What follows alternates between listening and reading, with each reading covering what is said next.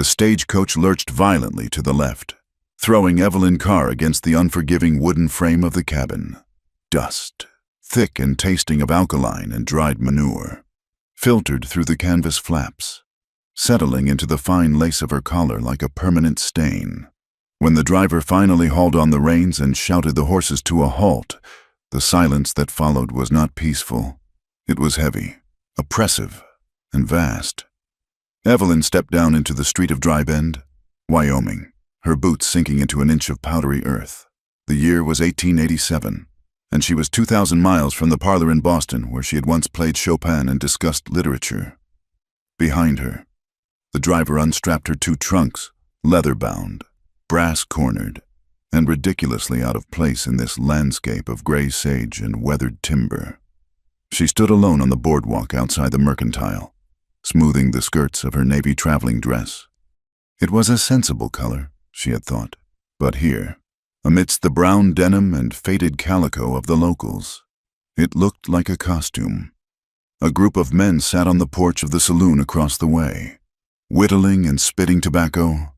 Their eyes felt like physical weights on her skin.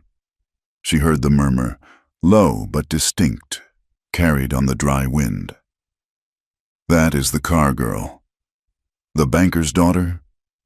The same. Father put a pistol in his mouth after the bank failed, left her with nothing but the clothes on her back and a name nobody wants to cash a check on. Evelyn stiffened, her spine becoming a rod of steel. She refused to look at them. She had come here because it was the only place where a distant cousin had secured her a position before the scandal had fully broken. She was to be the schoolmistress. It was a humiliating step down for a woman who had been courted by senators' sons, but dignity was a luxury she could no longer afford.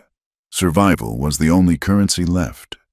The cousin, it turned out, had moved on to Oregon 2 months prior, leaving her a letter and a prepaid month at Mrs. Higgins's boarding house. Evelyn walked there now, signaling a boy to bring her trunks with a coin she could barely spare. Mrs. Higgins was a bird-like woman with sharp eyes and a mouth that looked as if it had never tasted sugar. She showed Evelyn to a room that smelled of lye soap and stale air. "Rent is due on the 1st, Mrs., Higgins said, wiping her hands on her apron. "No gentlemen callers, no cooking in the room, and we do not gossip in this house. Miss Carr, though Lord knows your family has given the papers enough to chew on for a decade." Evelyn merely nodded. "I require rest, Mrs. Higgins. Thank you." The door clicked shut. Only then did Evelyn allow her shoulders to slump. She walked to the small, distorted mirror above the wash basin and looked at her reflection. Her face was pale, her dark hair pulled back severely. She looked like a ghost haunting her own life. "You are Evelyn Carr," she whispered to the empty room. "You will not break." The schoolhouse was a single room of whitewashed plank situated on a rise of land just outside the town proper. It was freezing in the mornings and stifling by noon. The children were wild things, mostly sons and daughters of cattlemen and miners, who looked at her refined manners and precise diction as if she were a creature from a zoo. She taught them geography, tracing her finger across maps of places they would likely never see. She taught them arithmetic, though they knew more about counting head of cattle than she ever would. But it was the adults who made her life a misery. On Sundays, at the small wooden church, the women gathered in tight circles, their bonnets bobbing like angry crows. They turned their backs when she approached. They were hard women, forged by wind and sun, and they despised her soft hands and her high-toned voice. They sensed her vulnerability, and, like wolves, they circled. "I heard she brought silk sheets," one woman whispered loud enough for Evelyn to hear. "Silk, in Dry Bend. Who is she trying to impress?" "Probably looking for a husband to pay off her daddy's debts," another sneered. "As if any decent man would take on that baggage." It was 3 weeks into her tenure when the wagon wheel broke. Evelyn had borrowed a small buckboard to transport firewood to the schoolhouse, a task the town council refused to pay a man to do. The road was rutted deep from the spring rains, now baked into concrete hard ridges. The front left wheel caught a stone, the wood shrieked, and the wagon tilted dangerously, spilling logs across the dusty track. Evelyn scrambled down, her heart hammering. She was 2 miles from town. The sun was beating down on the back of her neck, making her dizzy. She grabbed a heavy log, trying to heave it back into the wagon bed, but the weight tore at her gloves and scraped her wrist. She dropped the log. Frustration welled up in her throat, hot and stinging. She would not cry. She would not give them the satisfaction. Then a shadow fell over her. She turned to see a rider on a large, mottled gray horse. He sat easy in the saddle, a man who seemed carved from the landscape itself. He wore a duster coat stained with the red dust of the trail, and his hat was pulled low, shading his eyes. He did not speak. He simply swung a leg over the saddle horn and dropped to the ground. His boots hit the earth with a solid thud. He was tall, broad in the shoulders, but thin, as if the land had rendered all the fat from his frame, leaving only muscle and bone. He walked past her, the smell of horse sweat, leather, and sagebrush washing over her. He bent down, effortlessly lifted the heavy axle of the wagon with one shoulder, and kicked a large stone underneath to prop it up. Evelyn stared. "Thank you," she managed, her voice breathless. The man did not look at her. He took a hammer and a pouch of tools from his saddlebag. He worked with efficient, fluid movements, knocking the rim back into place and securing the spokes. His hands were large, scarred, and utterly capable. When he finished, he kicked the stone away and lowered the wagon. He turned to her then. His face was a map of exposure. Deep lines fanned from the corners of his eyes, which were a startling, clear hazel amidst the tan of his skin. He had a 3-day growth of beard, dark and coarse. He looked like a man who had forgotten how to be around people. "Axles cracked," he said. His voice was like gravel crunching under a boot heel, low, rough, and quiet. "It will hold town. Go slow. I am very grateful. Mr. Evelyn paused, waiting. He hesitated, shifting his weight. "Ward, Eli Ward. Mr. Ward, I am Evelyn Carr." He touched the brim of his hat, a gesture that seemed painful for him. "I know." He mounted his horse in one smooth motion and rode away without looking back. When Evelyn finally limped the wagon back into town, she passed the livery stable.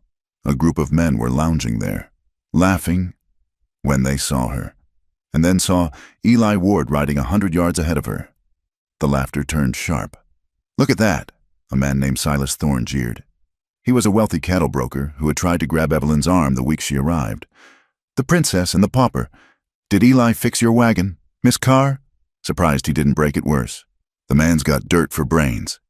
"Leave him be, Silas," another man muttered, though he was grinning. "Eli's just looking for a stray. Maybe he thinks he found one." Evelyn flushed crimson. She looked at Eli, expecting him to react, to defend himself. But Eli Ward just kept riding, his back straight, his gaze fixed on the horizon, as if the town and its petty cruelty did not exist. The gifts began a week later. It started with apples.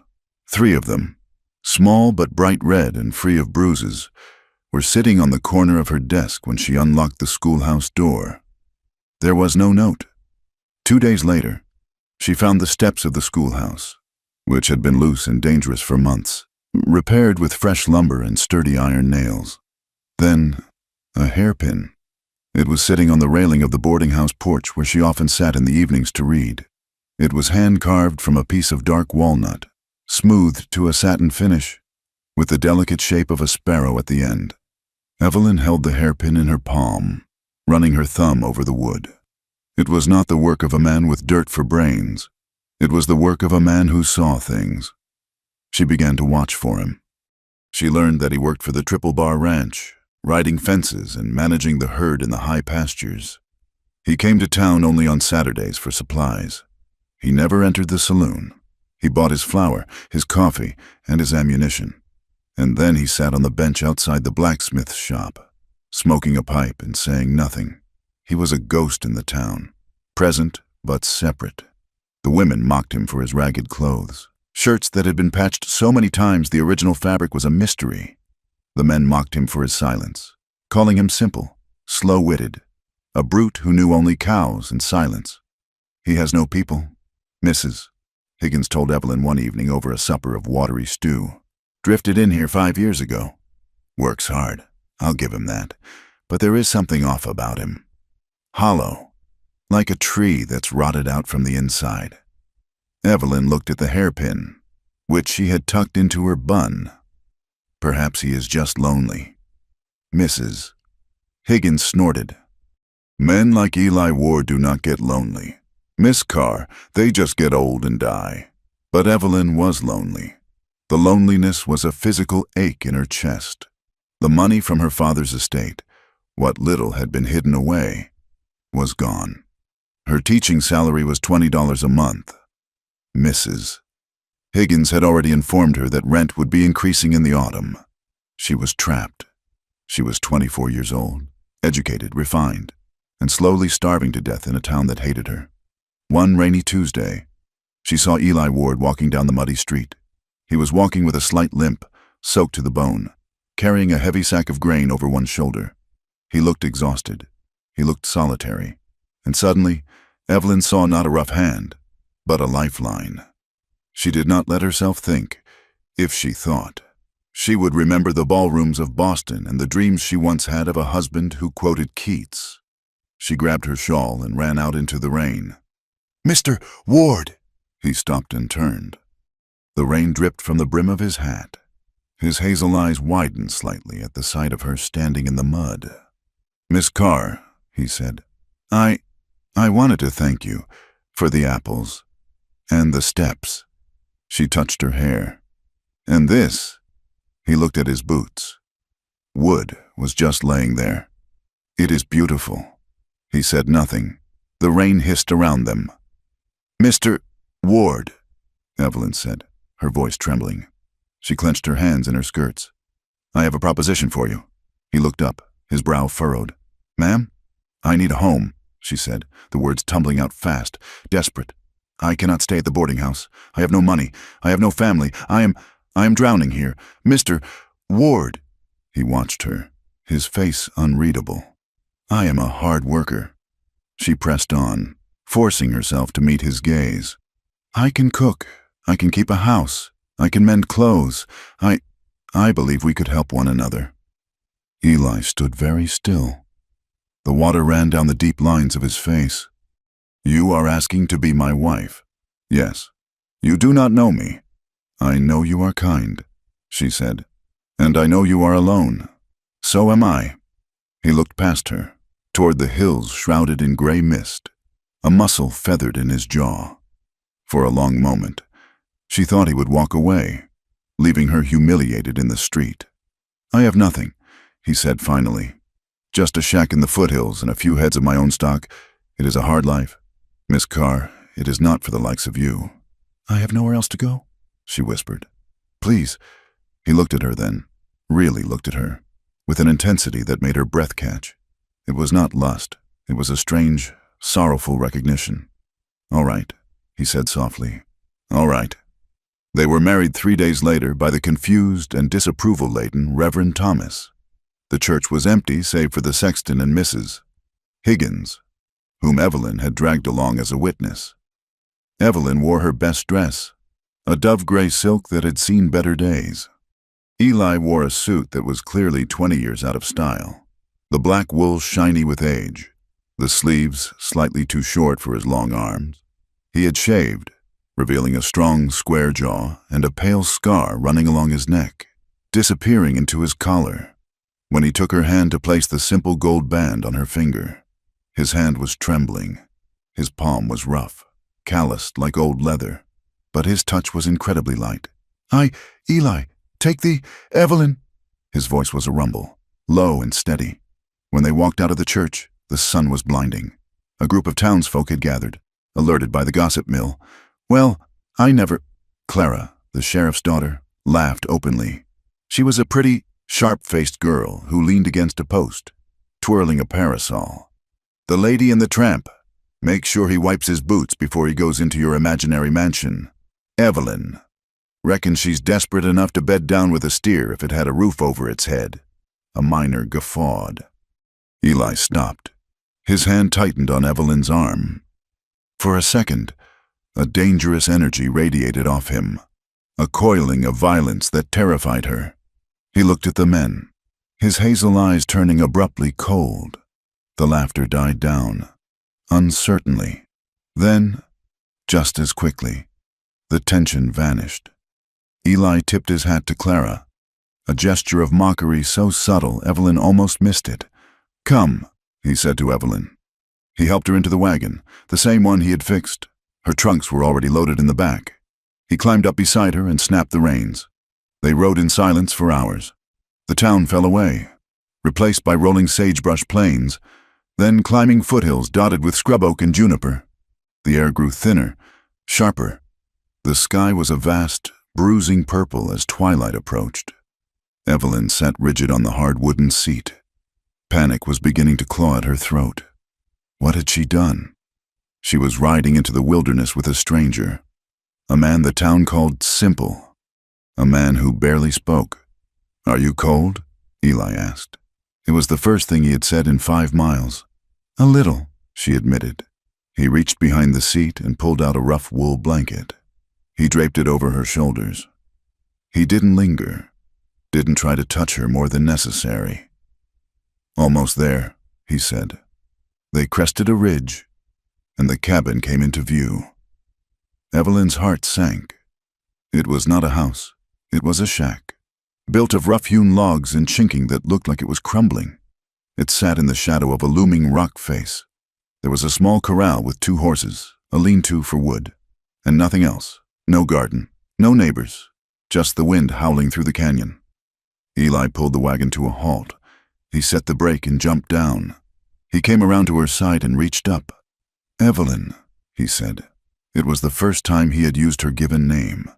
She stared at his hands. She looked at the bleak, dark cabin. Tears pricked her eyes. She could not do this. She could not live here. It was the end of everything she had ever been.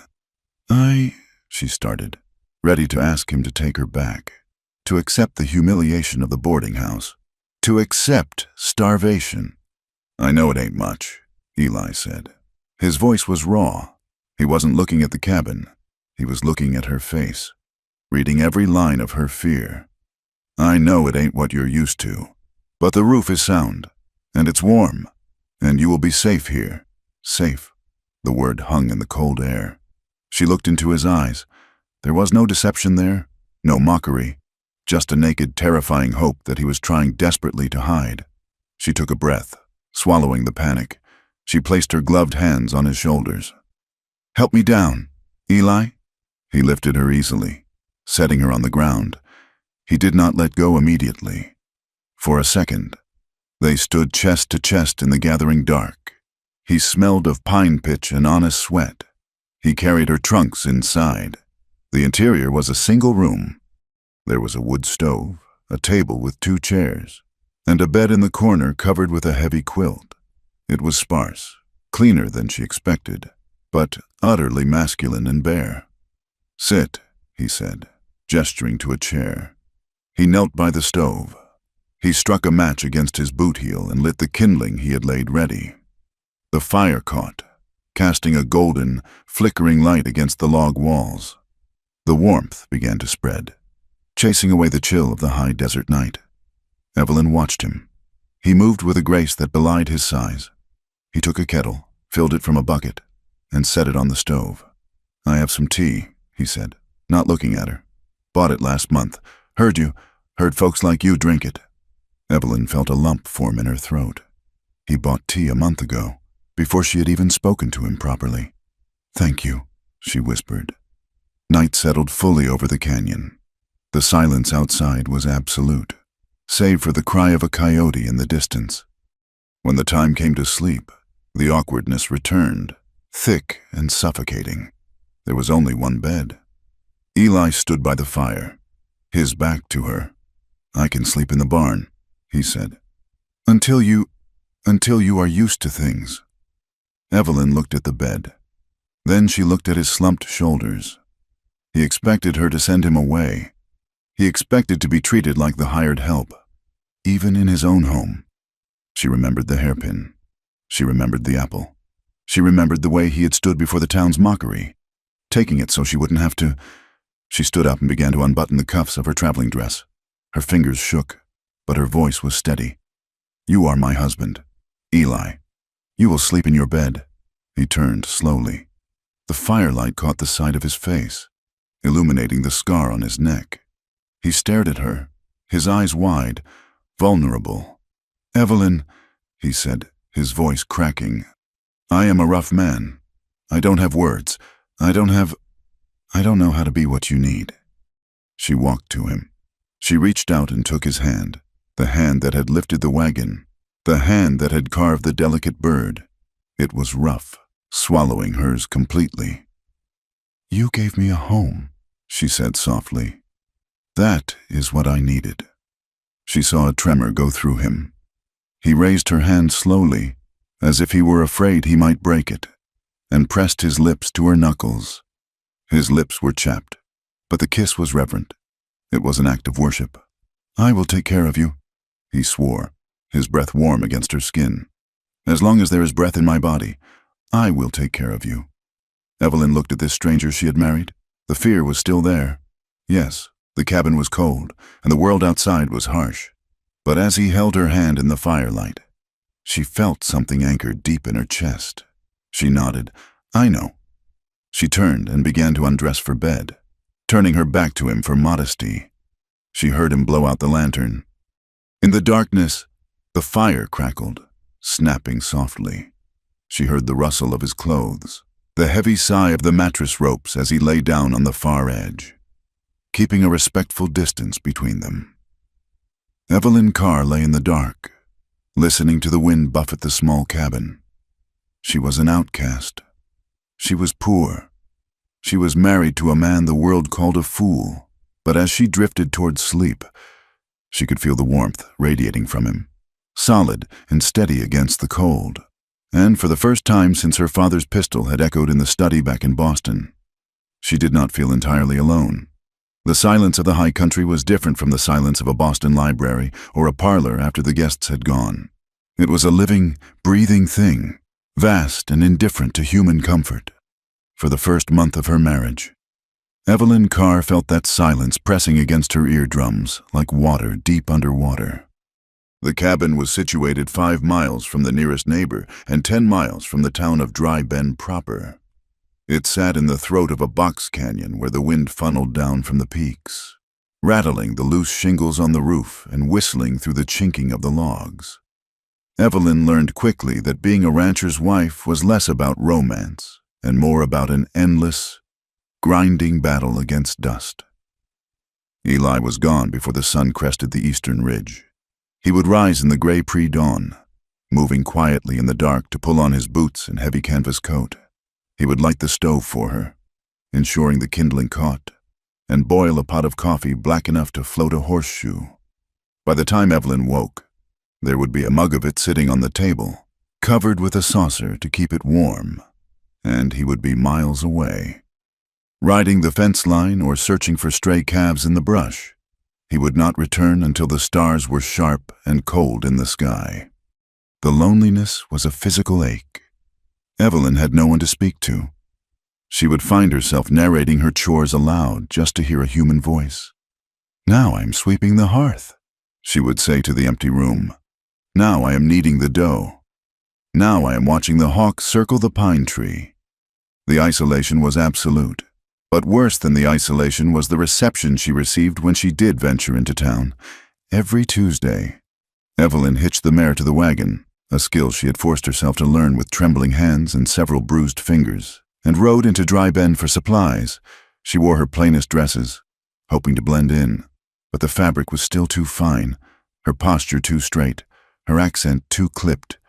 The general store was the hub of the town, smelling of pickle brine, sawdust, and curing tobacco. It was also the courtroom where Evelyn was tried and convicted weekly. On a particularly sweltering Tuesday in July, Evelyn stood at the counter, counting out the coins for a sack of flour and a tin of lard. Mrs. Gable, the proprietor's wife, weighed the flour with agonizing slowness, her eyes darting over Evelyn's shoulder to the two women standing by the bolt fabric. One of them was Clara, the sheriff's daughter. Clara was 20, with hair the color of corn silk and a mouth that seemed permanently curled in amusement. She had been the belle of Dry Bend until she had set her cap for Eli Ward 2 years prior and been quietly, but firmly, rebuffed. "I hear the wind up at the canyon drives people mad," Clara said, her voice pitched perfectly to Carrie. She was examining a ribbon, twisting it around her finger. "Especially city folk. They just aren't built for the quiet. They need applause." The woman beside her, a miner's wife with a face like a dried apple, tittered. "I give it till the first snow. She will run back east to whatever charity will take her." Evelyn's hand froze on the counter. She could feel the heat rising up her neck. She placed a silver dollar on the wood. "That should cover it, Mrs. Gable," Evelyn said, her voice steady. Clara turned, feigning surprise. "Oh, Mrs. Ward, I didn't see you there. How is our dear Eli? Still smelling of manure and barely 2 words to rub together?" Evelyn turned slowly. The store went quiet. Even the men playing checkers by the stove looked up. "My husband works hard, Miss Clara," Evelyn said, her tone ice cold. "It is honest labor. Perhaps if more men in this town attended to their own work rather than the business of others, there would be less time for idle gossip." Clara's eyes narrowed. "He is a simpleton. Evelyn, you married a stray dog because you had no other bed to sleep in. Don't pretend it is a love match. We all know you are just waiting for him to die or leave so you can sell that patch of rocks he calls a ranch. You speak with a great deal of authority on a man who wanted nothing to do with you." Evelyn replied. The silence that followed was absolute. Clara's face went splotchy and red. Evelyn gathered her sack of flour, hefting the weight against her hip, and walked out the door, her head high. She held her composure until the wagon was a mile out of town. Then, she pulled the mare to a halt in the shade of a cottonwood tree and wept. She cried until her throat burned, tears cutting tracks through the dust on her cheeks. It was the injustice of it, the sheer, petty cruelty. When Eli came home that night, the cabin was dark save for the glow of the stove. Evelyn was sitting at the table, staring at her hands. Eli hung his hat on the peg and washed his face in the basin. He sensed the mood immediately. He moved with that quiet, predatory grace of his, pulling out a chair and sitting opposite her. "Supper is cold," she said dully. "I don't mind," he said. He watched her. "What happened?" Evelyn looked up. Her eyes were red-rimmed. "Why do they hate me? Eli? I have done nothing to them. I teach their children. I mind my business. And they look at me as if I am a disease." Eli sighed, a sound that seemed to rattle deep in his chest. He reached across the table, his hand hovering near hers but not touching. "It ain't hate, Evelyn. It feels like hate. They are small people living in a big hard land," Eli said softly. "They scrape by. They bleed for every inch. Then you show up. You talk like a book. You walk like you own the ground beneath your feet. You remind them of everything they ain't never going to be. That is no excuse for cruelty." "No," Eli agreed. "It ain't. But that is the reason. They don't like what they don't understand. And they don't understand you. Just like they don't understand me." "They call you simple," she whispered. "They mock you?" Eli shrugged, picking up a piece of cold cornbread. "Let them talk. Words don't put fences up. Words don't break horses. I know who I am. That is enough." He looked at her then, his hazel eyes piercing. "Do you know who you are, Evelyn?" She opened her mouth to answer, but the words died. Did she? She was a banker's daughter who was now a rancher's wife. She was a woman between worlds. "I am trying to find out," she said. Eli nodded. "Then let them talk. We have work to do." The confrontation changed something in her. Evelyn realized that waiting for acceptance was a fool's game. If this shack was to be her prison, she would make it a palace. If this life was her sentence, she would serve it with a dignity that would shame them all. She attacked the cabin with a ferocity that bordered on manic. She scrubbed the rough plank floors with lye and sand until the wood was bleached white and smooth to the touch. She took the flour sacks, washed the branding ink out of them, and sewed curtains for the 2 small windows, embroidering the hems with wildflowers she found in the canyon, bluebells and Indian paintbrush. She demanded Eli plow a patch of earth on the south side of the cabin. "Nothing grows there but sage," Eli warned, leaning on his shovel. "The ground is as hard as iron." "Then we will break it," Evelyn said, tucking her skirts into her waistband. She worked alongside him, her hands unprotected, pulling rocks from the soil until her fingers bled. They hauled manure from the corral to enrich the dust. She planted seeds she had ordered from a catalog, carrots, potatoes, beans, and squash. Every morning, she carried buckets of water from the creek, fighting the sun that tried to bake the life out of her seedlings. And slowly, miraculously, green shoots broke the surface. The transformation was not just in the land, it was in the cabin. The smell of stale smoke was replaced by the scent of drying herbs hanging from the rafters. Sage, mint, and lavender. The table was set properly every night, even if the meal was only beans and bacon. Eli watched this transformation with a quiet, stunned wonder. He would come home, exhausted and dirty, and stand in the doorway as if he had walked into the wrong house. He would touch the curtains hesitantly. He would eat the vegetables she grew with a reverence that made Evelyn's chest tight. But there was still a distance. They slept in the same bed, but he kept to his edge, rigid and careful, terrified of imposing his roughness on her. That changed in late August. It was a moonless night. Evelyn was mending a shirt by the fire when the door burst open. Eli stumbled in, clutching his left side. He was pale beneath his tan, his breath coming in ragged gasps. Blood was soaking through the side of his duster, dark and wet. Evelyn dropped the needle and flew to him. "Eli! Horse!" "Spooked," he gritted out, leaning heavily against the doorframe. "Through me, into the ravine. Slide down some shale." "Sit down," she commanded, her voice finding that steel core she had relied on back east. "Now." She helped him to the chair, wrestling the heavy coat off his shoulders. His shirt was torn, and beneath it, his skin was scraped raw, embedded with grit and gravel. A deep gash ran along his ribs, bleeding sluggishly. It wasn't deep enough to be fatal, but it was ugly, and he had clearly ridden miles in pain. "I need hot water," she said to herself, "and whiskey." She worked efficiently, ignoring the tremor in her hands. She cleaned the wound, picking out the stones with tweezers while Eli hissed through his teeth, his knuckles white as he gripped the table edge. She poured whiskey over the cut, and he let out a low, guttural groan, his head falling back. "I am sorry," she whispered. "I know it hurts." "It is fine," he gasped. "Just stitch it." She threaded a needle with silk thread, sterilizing it in the candle flame. She stitched the skin together, her touch gentle but firm. When she was finished, she bandaged his ribs with strips of clean linen. He was shivering now, the adrenaline fading, leaving him in shock. "You need to be in bed," she said. She helped him stand. He leaned his weight on her, heavy and warm. They shuffled to the bed, and she helped him out of his boots and trousers, leaving him in his undershirt and drawers. She pulled the quilt over him. "Rest now." She turned to go back to the table to clean up the bloody rags, but his hands shot out, grabbing her wrist. His grip was shockingly strong, desperate. "Stay," he rasped. Evelyn looked down at him.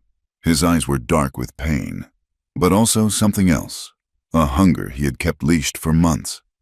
"I am just going to put out the lamp," she said softly. "No, stay." She sat on the edge of the bed.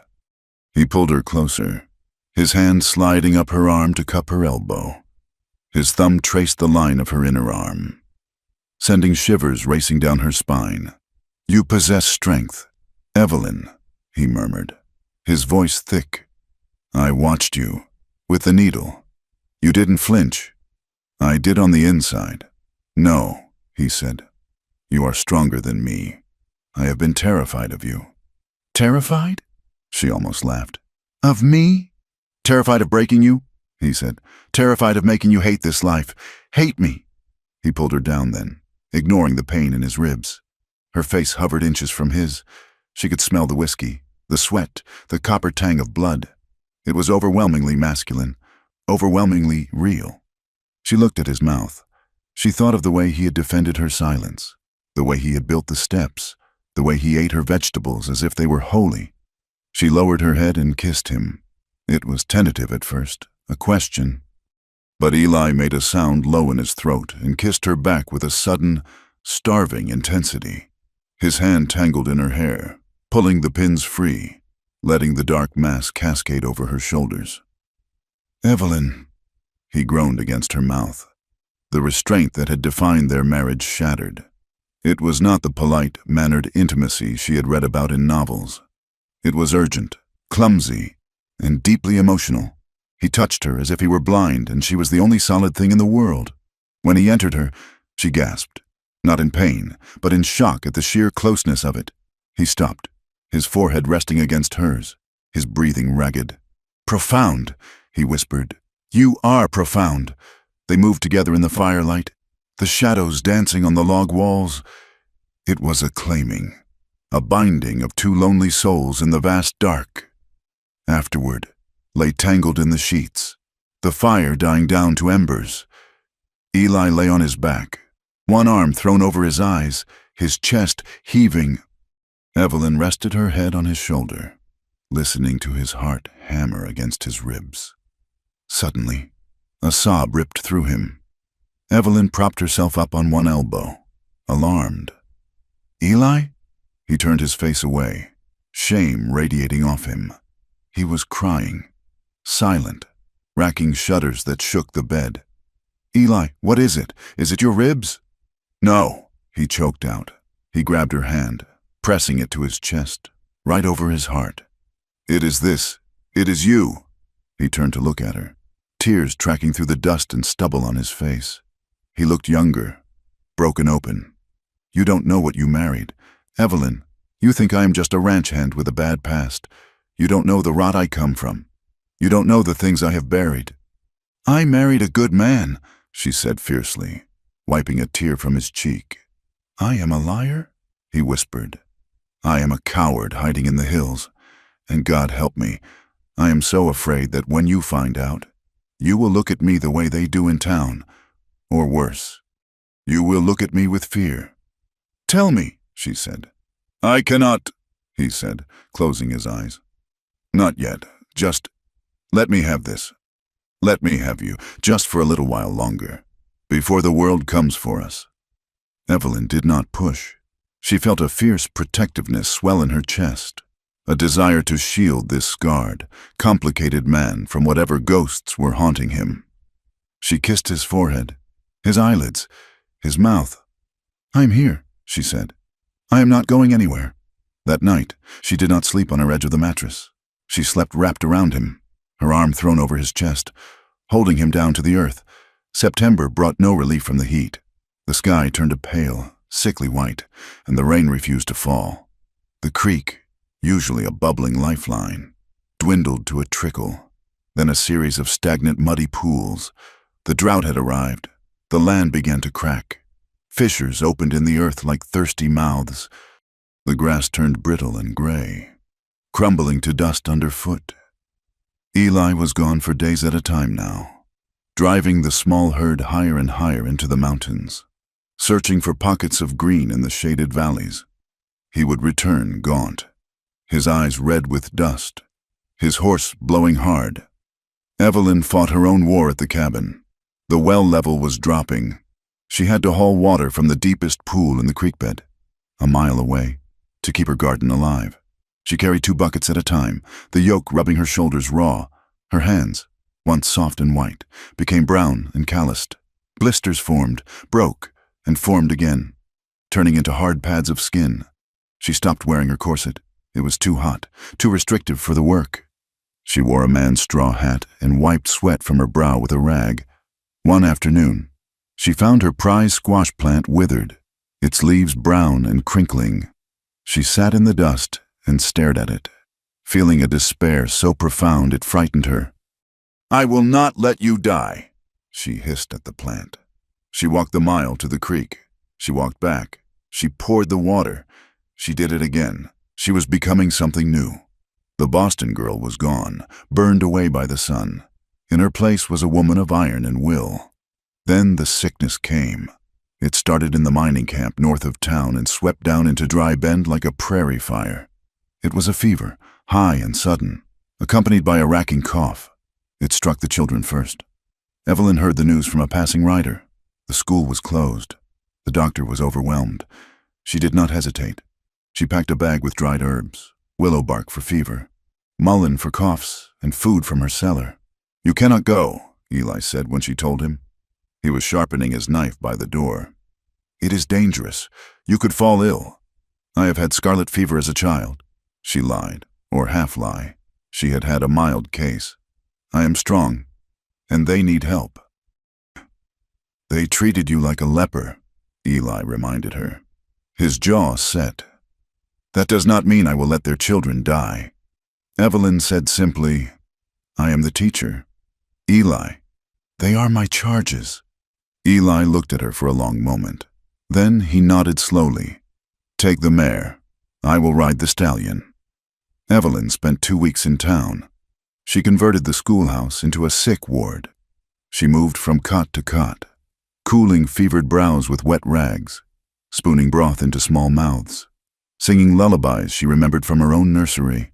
The mothers, the same women who had sneered at her silk sheets, watched her with wide, frightened eyes.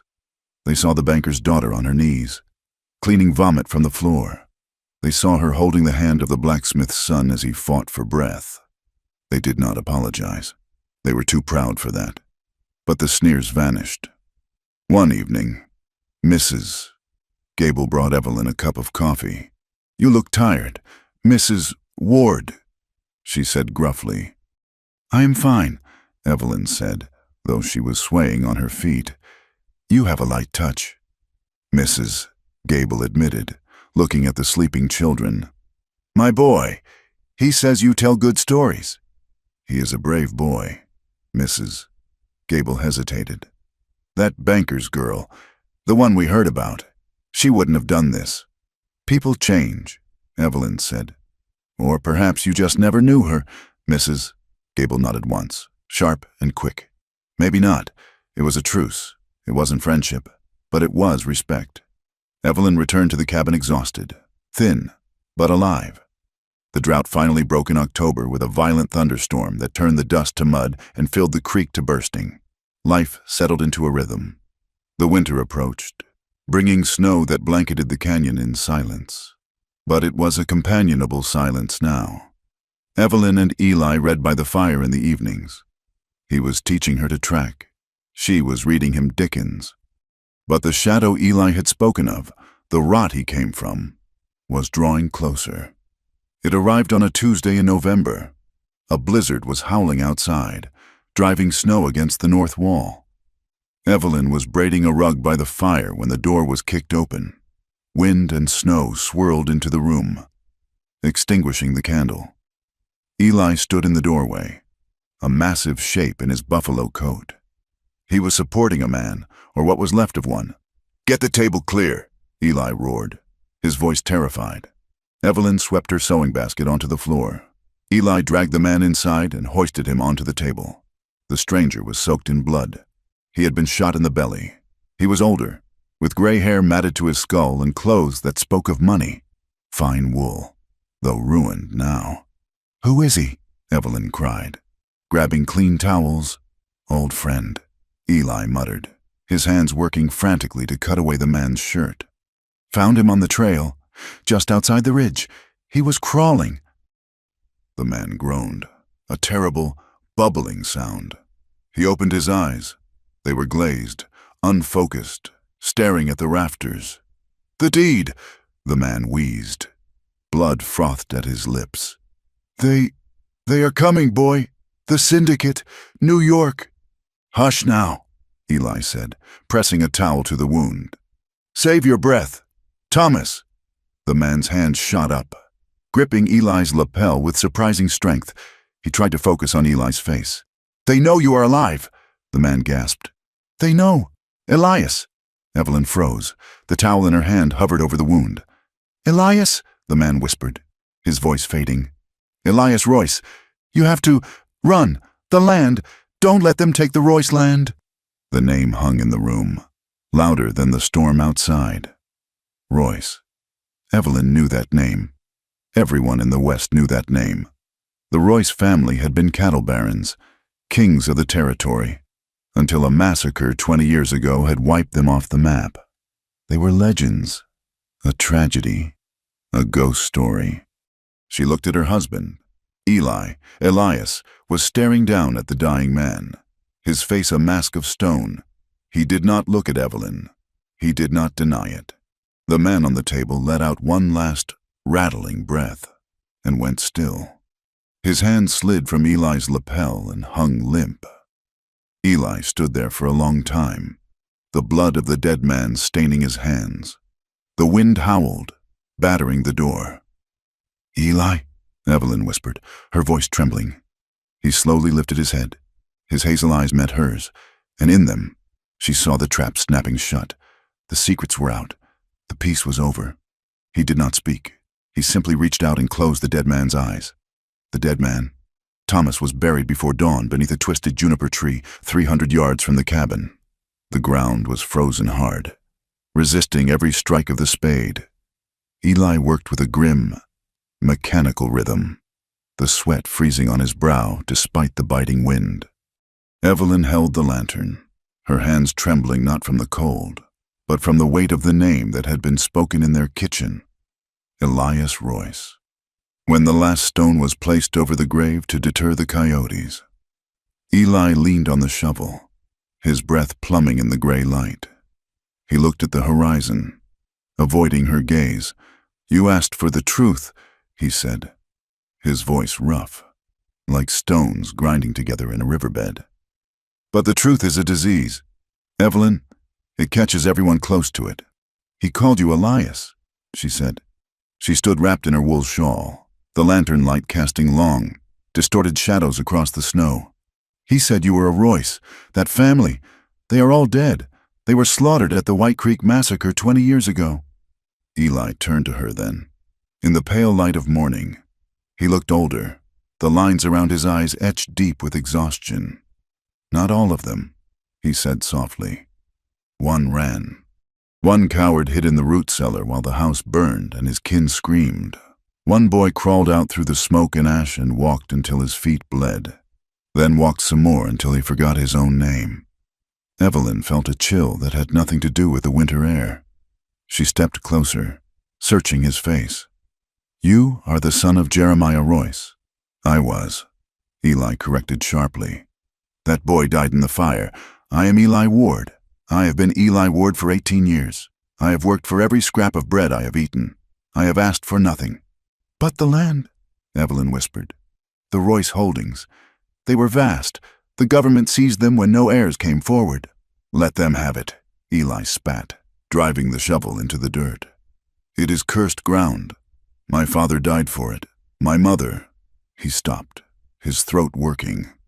I wanted none of it. I wanted to disappear. I thought I had...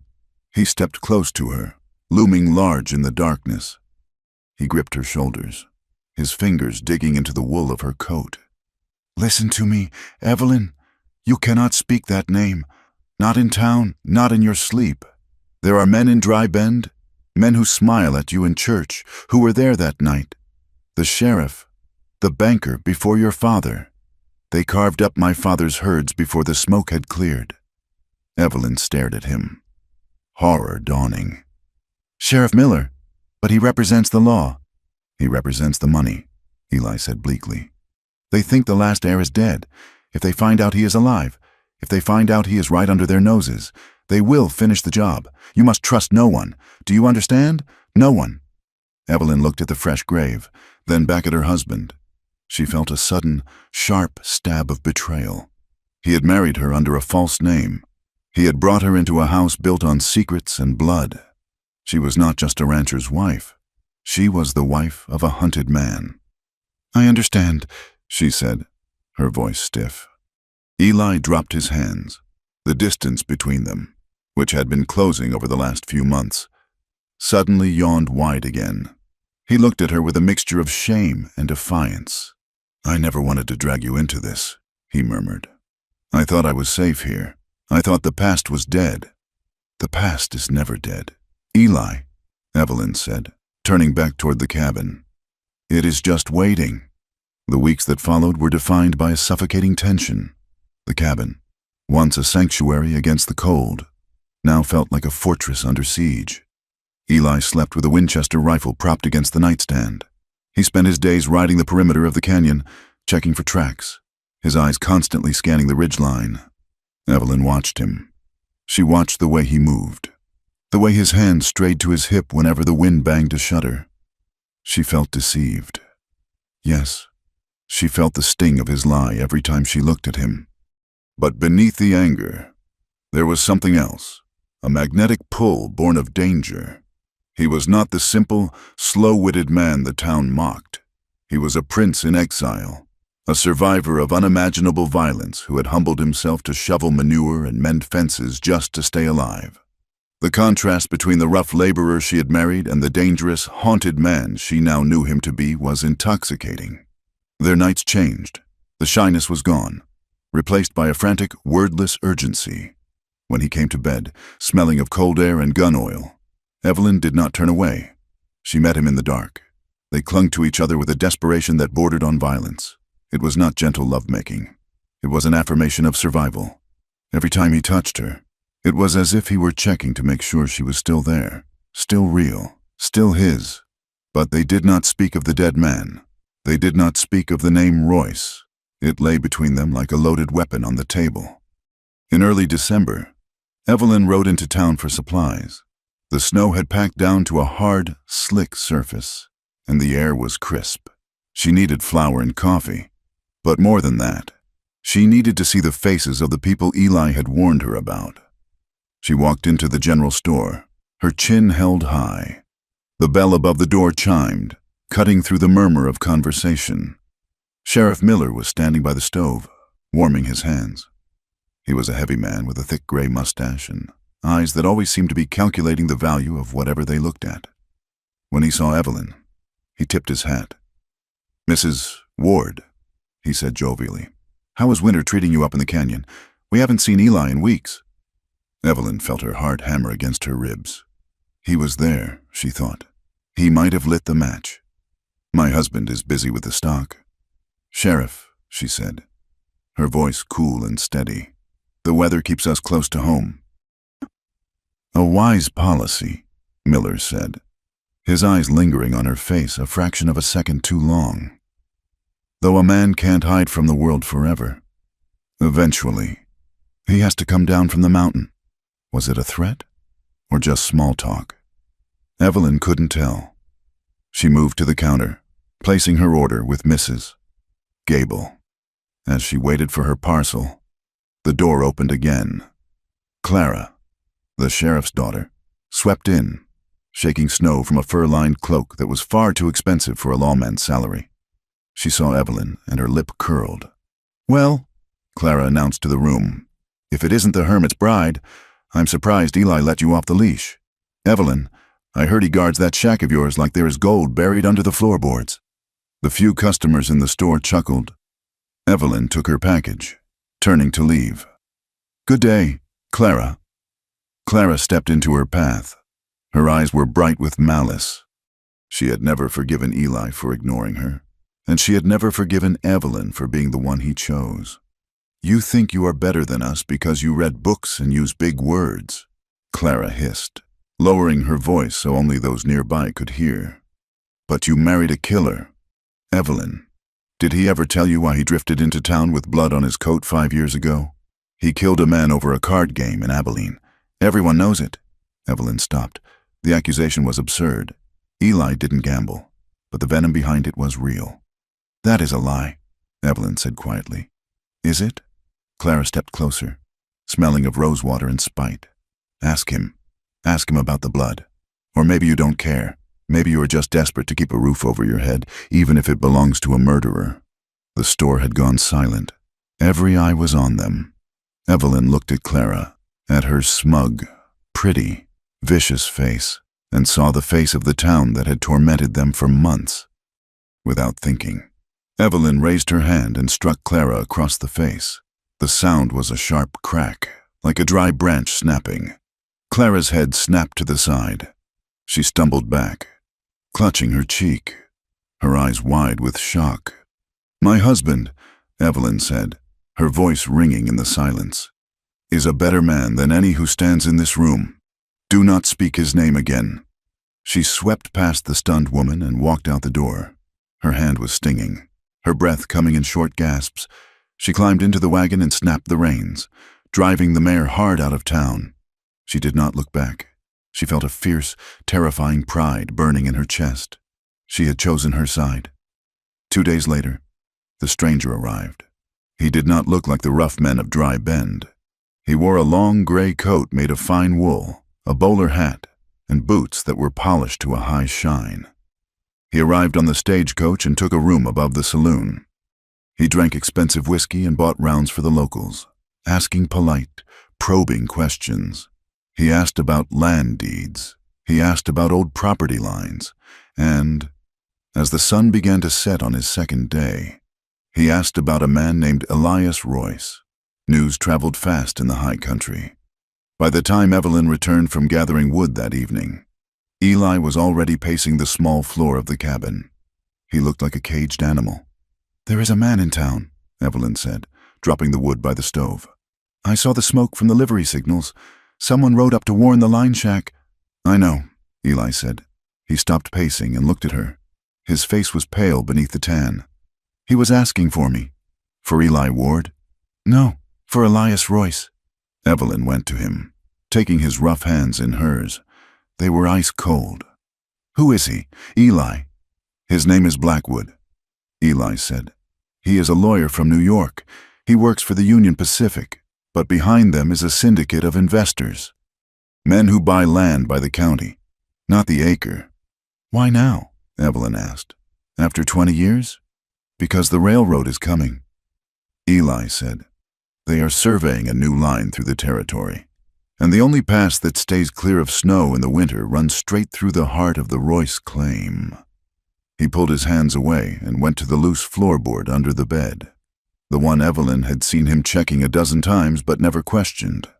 He pried it up with his knife and pulled out a heavy, oilskin-wrapped packet.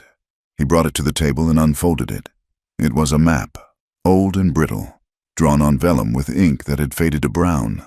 "This," Eli said, tracing a line with a trembling finger, "is what they killed my family for, not just the cattle. This—" Evelyn leaned in.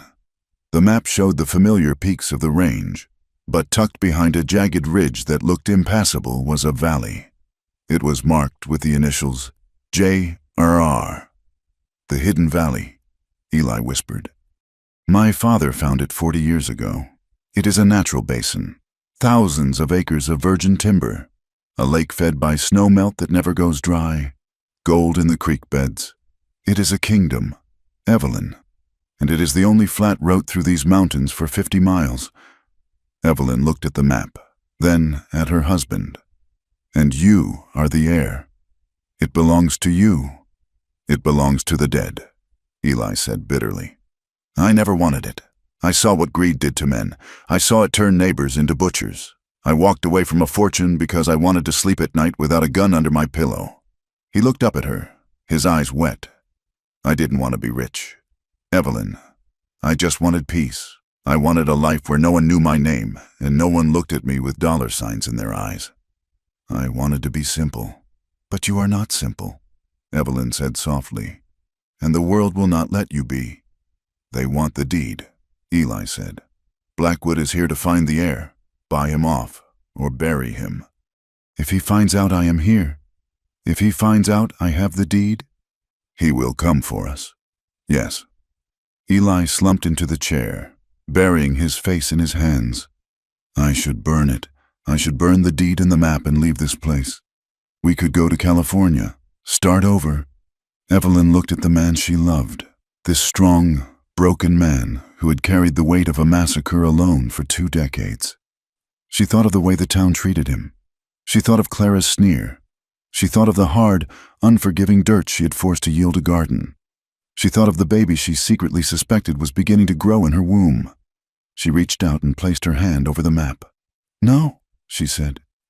Eli looked up, startled. "We do not run," Evelyn said, her voice hardening. "You ran once, Eli, and it brought you here, to a shack in the wind, hiding like a criminal. If we run now, we will run forever. Evelyn, they are powerful men. They have hired guns. And you are Elias Royce," she said. "This is your land. This is our home. I will not let them take it. I will not let them win." She saw the conflict warring in his eyes, the fear for her safety clashing with the dormant pride of his bloodline. "It will be a war," he warned. "Then let it be war." The wind howled outside, shaking the door on its hinges. The fire popped in the stove. The atmosphere in the room shifted. The fear was still there, but it had transmuted into something else, something electric and volatile. Eli stood up. He looked at her not as a protector, but as a man looking at his equal. The air between them crackled. "You are a dangerous woman, Evelyn Carr." He breathed. "I am Evelyn Ward," she corrected him. She walked to the bed. She did not look away from him. With steady fingers, she began to undo the buttons of her bodice. She let the dress fall to the floor. She unlaced her corset, dropping it atop the wool. She stood before him in her chemise, the firelight glowing on her skin, her dark hair loose around her shoulders. "You said you wanted peace," she said, her voice trembling not with fear, but with a sudden, overwhelming desire. She climbed into the bed, pulling the quilt back. Her eyes locked on his. "Come here, Eli." He stood frozen, watching her. "Show me," she commanded softly. "Show me what peace feels like." Eli made a low sound, like a man breaking. He crossed the room in 2 strides. He did not blow out the lantern this time. He wanted to see her. He stripped off his shirt, revealing the scars that mapped his body, the old bullet wound on his shoulder, the burns from a branding iron, the history of pain written on his skin. He came to her, not with the tentative reverence of their early marriage, but with a hunger that matched her own. When he kissed her, it tasted of desperation and defiance. Evelyn met him force for force. She wrapped her legs around him, pulling him down, anchoring him to the mattress, to the earth, to her. "Evelyn," he groaned against her neck, his hands gripping her hips, leaving bruises that she would wear like medals. "I am here," she whispered fiercely. "I am right here." They made love with a rawness neither expected. It was a reclaiming. It was a shedding of the lies and the silence. There was no simple man in the bed that night. There was only Elias Royce, the king of the high country, and the woman who had the courage to crown him. They moved together in the golden light, sweat slicking their skin, their breath mingling in the cold air. It was a frantic, consuming union, driven by the knowledge that death was waiting in the valley below. But for this moment, in this small wooden room, they were alive, they were powerful, and they were one. When it was over, Eli collapsed against her, his face buried in the curve of her neck. Evelyn stroked his damp hair, her eyes fixed on the ceiling beams. She felt the steady, powerful beat of his heart against her own. She looked at the map still lying open on the table, the hidden valley. Let them come, she thought, feeling a cold, hard resolve settle in her gut. Let the stranger come. Let the sheriff come. They would find that Eli Ward was gone, and Elias Royce had returned. The morning sun bled cold and pale over the rim of the canyon, illuminating the map that still lay open on the rough-hewn table. To Evelyn, the inked lines looked like veins, a circulatory system of a ghost that refused to die. "It is not just land." "Eli," she said, her voice tight with the lack of sleep. She stood by the stove, gripping a mug of coffee as if it were a weapon. "It is justice. If you burn this map, you let them win. You let the men who murdered your family keep the world they stole." Eli sat on the edge of the bed, his head in his hands. He looked exhausted, the previous night's passion replaced by the crushing weight of daylight reality. "Justice is a word for people who can afford lawyers. Evelyn," he said, his voice muffled. "Out here, there is only survival. You want me to walk into the territory office and declare myself Elias Royce? The moment I sign that paper, I put a target on your back." "The target is already there!" Evelyn slammed the mug down on the table, coffee sloshing over the rim. "That man, Blackwood, is in town asking questions. The sheriff is watching us. They suspect Eli. Hiding in this shack will not save us. Power will save us. Ownership will save us." Eli stood up abruptly, his chair scraping loud against the floorboards. He towered over her, his eyes blazing with a mixture of anger and fear. "You think ownership protects you?" he demanded. "My father owned more land than God. He had papers. He had the law. And I watched them drag him out into the yard and shoot him like a sick dog. Money does not stop a bullet. Evelyn, it just buys a more expensive coffin." "So we do nothing?" she challenged, stepping into his space, refusing to be cowed. "We wait for them to come up here and burn us out?" "We leave," Eli said. "We pack the horses. We ride west, Oregon, California, somewhere nobody cares about the name Royce." "I will not run," Evelyn said, her voice dropping to a whisper that was harder than stone. "I spent my whole life running from my father's shame. I will not run from yours." Eli looked at her, his jaw working. He reached out, almost touching her face, then pulled back. He grabbed his coat and hat. "I have fences to mend," he said flatly. He walked out into the biting wind, leaving her alone with the map and the ghosts. Evelyn waited until he was gone, riding south toward the ridge, before she saddled the mare. Her hands were steady as she tightened the cinch. She wore her heavy wool cloak and concealed a small derringer, a relic from her Boston days, in her pocket. She rode into Dry Bend with a singular purpose. The town was quiet, huddling against the winter chill. Smoke curled lazily from chimneys.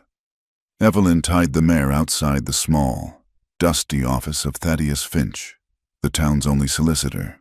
Finch was a relic of a man, older than the town itself, with skin like parchment and eyes that watered perpetually. He looked up from a stack of papers as Evelyn entered, the bell above the door jingling softly. "Mrs. Ward," he croaked, adjusting his spectacles. "To what do I owe the pleasure? Eli finally decided to make a will?" "Not exactly. Mr. Finch," Evelyn said, closing the door against the wind. She sat in the chair opposite him, keeping her back straight. "I have a curiosity. I'm a teacher, as you know, and I have been reading about the history of the territory. I came across a name." Finch wiped his nose with a handkerchief. "We have plenty of names in these parts. Most of them are on tombstones." "The Royce family," Evelyn said. The old man went still. The handkerchief paused halfway to his pocket. The air in the room seemed to thicken. "Why would you ask about them?" Finch asked, his voice suddenly devoid of its wheezing warmth. "Curiosity," Evelyn repeated, lying smoothly. "I heard a story that their estate was never settled, that it was lost." Finch leaned forward, his watery eyes narrowing. "It was not lost, Mrs. Ward. It was erased. Jeremiah Royce held the deed to 50,000 acres, including the Blind Pass and the valley beyond, prime timber, water rights." "And what happened to it?" "The massacre," Finch whispered. "Everyone died. No heirs. The territory seized the grazing lands. But the deed to the valley itself was never found. Some say Jeremiah hid it. Some say the boy took it. The boy, Elias, 7 years old. They never found his body." Finch looked at the door, then back at Evelyn. "Listen to me, girl. Do not go digging in that grave. The Royce claim is a ghost story, and the men who wrote the ending are still holding the pen." "Is the claim still valid?" Evelyn pressed. "If an heir existed?"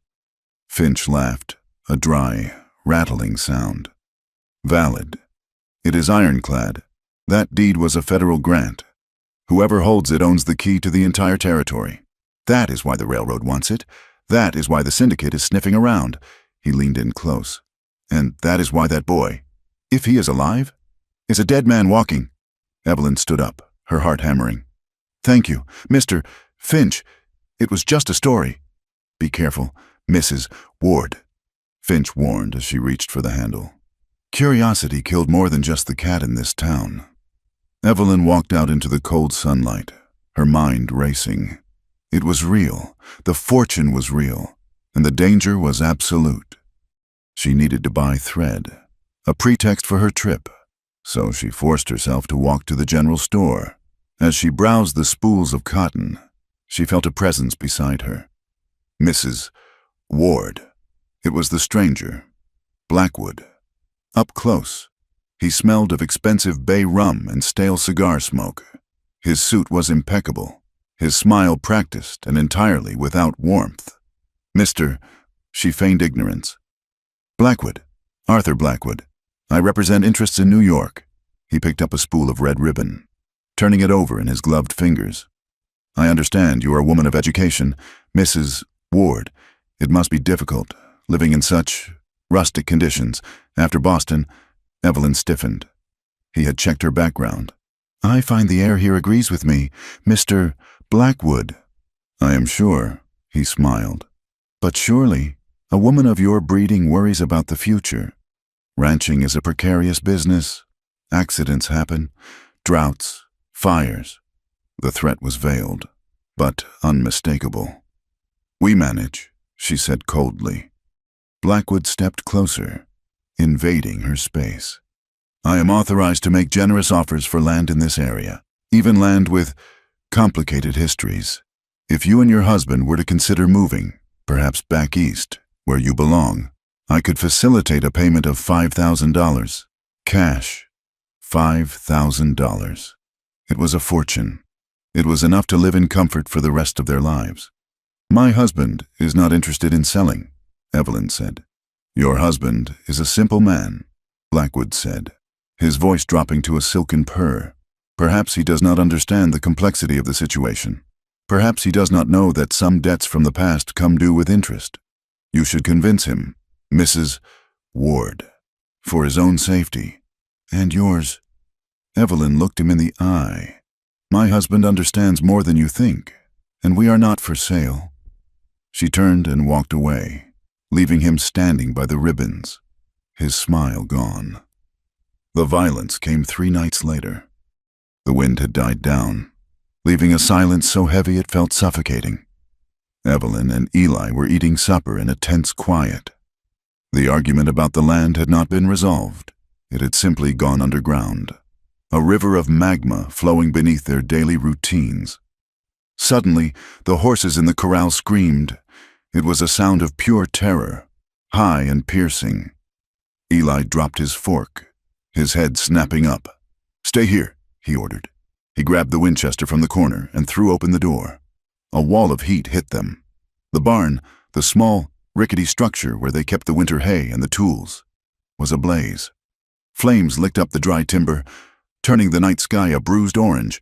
No, Evelyn cried, running to the door. Stay back, Eli shouted. He ran toward the fire. As he crossed the yard, 2 shadows detached themselves from the darkness near the trough. They were men, their faces covered with flour sacks, eye holes cut crudely. One of them raised a pistol and fired. The shot cracked through the valley. Dirt kicked up near Eli's boot.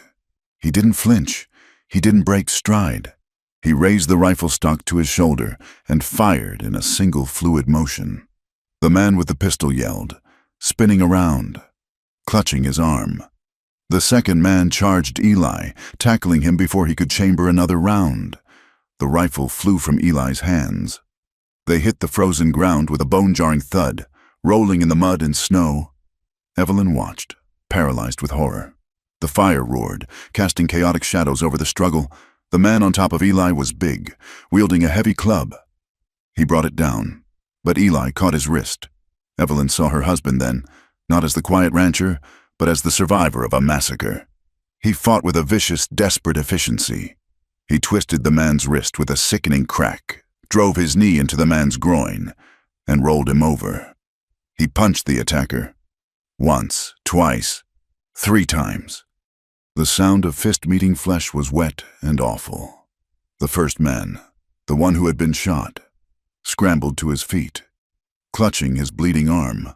"Leave him! Let's go!" The attacker beneath Eli kicked out, catching Eli in the chest, knocking him back. The 2 men scrambled toward the darkness where their horses were tethered. Eli reached for his rifle, but they were already mounting. Hooves thundered against the hard earth as they galloped away into the night. "Eli!" Evelyn ran to him. He was on his knees, gasping for breath, blood streaming from a cut above his eye. "I am fine," he wheezed, spitting pink spittle into the snow. "Check the barn. The horses." Evelyn ran to the corral. The gate had been opened. Their own horses were huddled in the far corner of the pasture, terrified but unharmed. The barn, however, was a loss. The dry hay was consumed. The roof collapsed with a shower of sparks as she watched. She walked back to Eli. He was still kneeling in the mud, staring at something in his hand. "What is it?" she asked, dropping to her knees beside him. He opened his palm. Lying there, gleaming in the firelight, was a heavy gold ring. It must have slipped from the attacker's finger during the struggle. It was a signet ring. On the face was an engraving of a steam engine crossing a shield. "The Union Pacific," Evelyn whispered. "The Syndicate." Eli closed his hand over the ring, his fist shaking. "They are not asking anymore. Evelyn, they are not negotiating." He looked at the burning barn. The firelight illuminated the scar on his neck, making it look angry and fresh. "They know," he said. "They might not know I am Elias, but they know I am in the way, and they know where we live." "We cannot stay here tonight," Evelyn said, pulling him to his feet. "No," Eli said. He looked at the mountains, black shapes against the stars. "We go to the valley. Now? Now. If we are to die, I will not die in a shack. I will die on my own ground." They packed what they could carry in saddlebags, blankets, ammunition, dried meat, the map. They left the wagon. The terrain they were heading into would break wheels. They rode out under the cover of darkness, Eli leading the way. He did not take the main trail. He guided them through game trails and dry creek beds, doubling back, erasing their tracks where the ground was soft. They climbed for hours. The air grew thin and biting. Snow began to fall, soft and silent, covering their passage. Evelyn was exhausted, her legs aching from the saddle, but the fear kept her awake. She watched Eli's back. He rode with a new bearing now. He was no longer the hunch-shouldered laborer. He was riding home. Just as dawn began to bleed gray into the sky, they reached a narrow fissure in the rock face, a split in the granite so tight 2 riders could barely pass abreast. It looked like nothing, a shadow on the cliff. "The blind pass," Eli said. His voice hushed. He led her through. The passage twisted, blocking out the sky, before opening suddenly onto a vista that stole the breath from Evelyn's lungs. It was a bowl in the mountains, sheltered from the wind, a vast, high-altitude valley, green with hardy spruce and pine, dusted with pristine snow. A lake sat in the center, a mirror of black glass. It was wild, untouched, and achingly beautiful. "My God," Evelyn whispered. "It has its own weather," Eli said softly. "The cliffs protect it. The water comes from a hot spring deep underground. It never fully freezes." They rode down into the basin. As they neared the edge of the lake, Evelyn saw them, ruins. The stone chimney of a massive house stood like a tombstone in the center of a clearing. Charred beams, preserved by the dry mountain air, lay crossed like bones. The foundation was overgrown with sagebrush, but the outline of a grand estate was still visible. Eli stopped his horse. He sat there for a long time, just looking. Then he slid from the saddle. His legs seemed to give out, and he fell to his knees in the snow. Evelyn dismounted and ran to him. "Eli," he was weeping. Not the silent tears of the bedroom, but great, heaving sobs that seemed to tear his body apart. He was a child again, standing in the ashes of his life. I can smell it, he choked out. I can still smell the smoke. Evelyn knelt beside him, wrapping her arms around his shoulders. Tell me everything. He gripped her hands, his knuckles white. It was the town elders, he rasped. Miller, Finch, Thorne. They came at night, just like tonight. They wanted the deed. My father refused. He tried to fight. Eli squeezed his eyes shut, his face contorted in agony. They shot him on the porch. I was hiding in the pantry. I saw it through the crack in the door. And my mother. His voice broke, shattering into a whisper of pure horror. She screamed for him to stop. Miller. He laughed. They took her into the parlor. I heard everything. Evelyn, I heard her beg. I heard her stop begging. Evelyn pulled him against her chest, rocking him as he shook. Tears streamed down her own face. This was the rot he had spoken of. This was the darkness at the heart of the town that had mocked her for marrying a simple man. They set the fire to cover their sins. Eli wept. I crawled out the window. I ran into the timber. I watched it burn. I watched them ride away, laughing. You survived, Evelyn whispered fiercely into his hair. You survived them. I died there, he said. Elias Royce died in that fire. I am just the ghost he left behind. No, she said. She took his face in her hands, forcing him to look at her. You are flesh and blood. You are my husband, and you are the master of this valley. They stayed there for a long time, kneeling in the snow amidst the ruins of his past. The sun rose higher, bathing the tragic landscape in a brilliant, indifferent light. Finally, the tears stopped. Eli stood up, pulling Evelyn with him. He looked at the chimney, then at the lake, then at her. The grief was still there, but the shame was gone. It had been spoken. It had been shared. Come, he said quietly. They made camp near the hot springs, where the ground was warm. They didn't try to build a shelter. They simply laid their bedrolls on the earth, under the vast canopy of the sky. That night, under the stars, they did not make love. They simply held each other. Evelyn lay with her back to his chest, his arms wrapped around her like bands of iron. She felt his breath on her neck, steady and warm. We will build it back, she whispered into the dark, stone by stone. It will take a lifetime, he murmured. We have a lifetime. They stayed in the valley for 2 days. It was a strange, suspended time, a honeymoon stolen from the jaws of hell. Eli showed her the timber stands. He showed her where he had fished as a boy. He reconnected with the land that was his birthright. But they knew they could not stay. They had no food, no supplies, and the war had already begun. They rode back down the mountain in silence, descending from the dream back into the nightmare. When they reached the cabin, the sun was setting, casting long shadows across the yard. The smell of wet ash from the burned barn was still heavy in the air. Evelyn gasped as they rode into the clearing. The cabin door was hanging off its hinges. The windows were smashed. Eli leaped from his horse, rifle in hand, but the yard was empty. They walked inside. It was total devastation. The furniture was overturned. The mattress was slashed, feathers covering the floor like snow. Evelyn's garden, her precious, hard-won garden, had been trampled by horses. The winter vegetables crushed into the mud.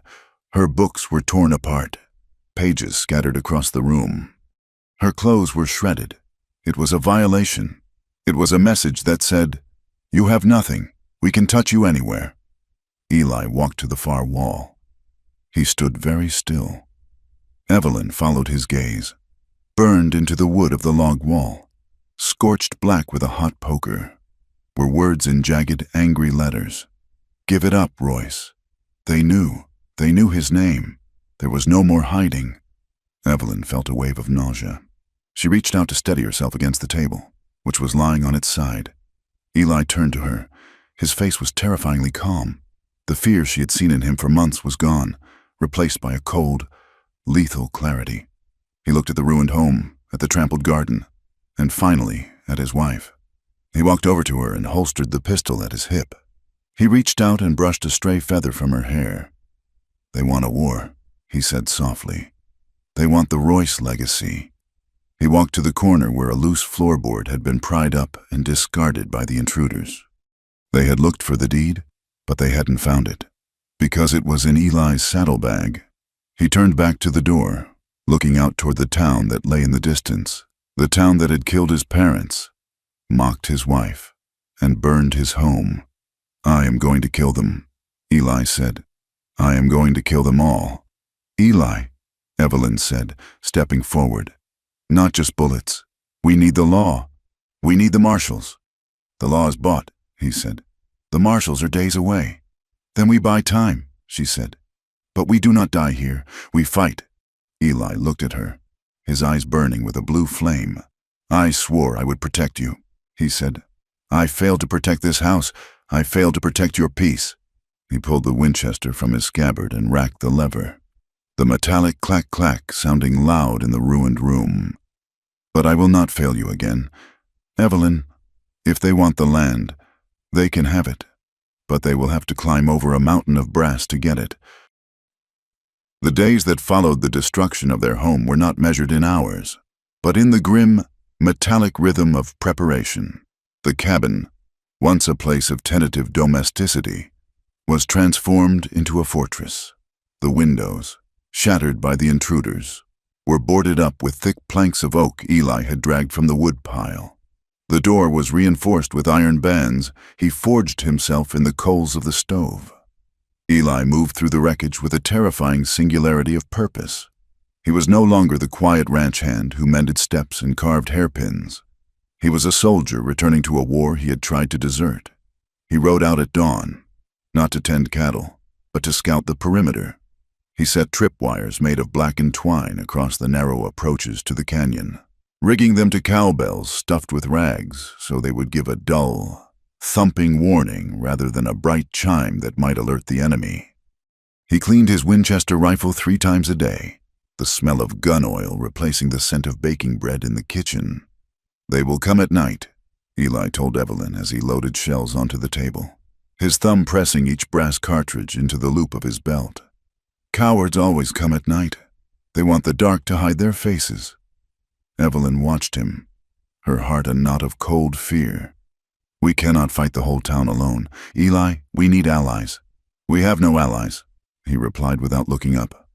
"The town belongs to the syndicate now. Fear is a powerful currency, and Blackwood has spent a lot of it." "I do not believe that," Evelyn said, grabbing her cloak. "There are good people in Dry Bend, God-fearing people. They will not stand by and watch a murder."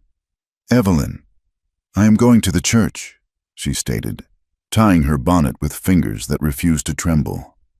"I am going to speak to Reverend Thomas. If there is any sanctuary left in this world, it must be there." She took the mare, leaving Eli to his grim work. The ride to town was cold, the wind biting through her wool coat. When she arrived, the streets were eerily quiet. People watched her from behind curtained windows. They knew, the whole town knew that the war had started, and they were hiding to avoid the crossfire. Reverend Thomas was in the vestry, polishing a brass candlestick. He was a soft, round man who preferred sermons on forgiveness rather than judgment. When Evelyn entered, he nearly dropped the candlestick. "Mrs. Ward," he stammered. We did not expect to see you. My home was destroyed." "Reverend," Evelyn said, her voice echoing in the small, cold room. "My husband is being hunted by men hired by the railroad. They intend to kill him for land that is rightfully his. I am asking for help. I am asking for sanctuary, or at least for you to stand with us. If a man of God stands on our porch, perhaps they will hesitate." The Reverend looked at his shoes. He wiped a speck of dust from the brass. "It is a complicated matter, Mrs. Ward," he murmured. "Land disputes, legal troubles. The church cannot interfere in secular affairs." "This is not a secular affair," Evelyn cried, stepping forward. "It is a matter of life and death. It is Cain and Abel. Reverend, do you not preach that we must defend the innocent?" "Is he innocent?" The Reverend looked up, his eyes pleading with her to leave. They say he is a Royce.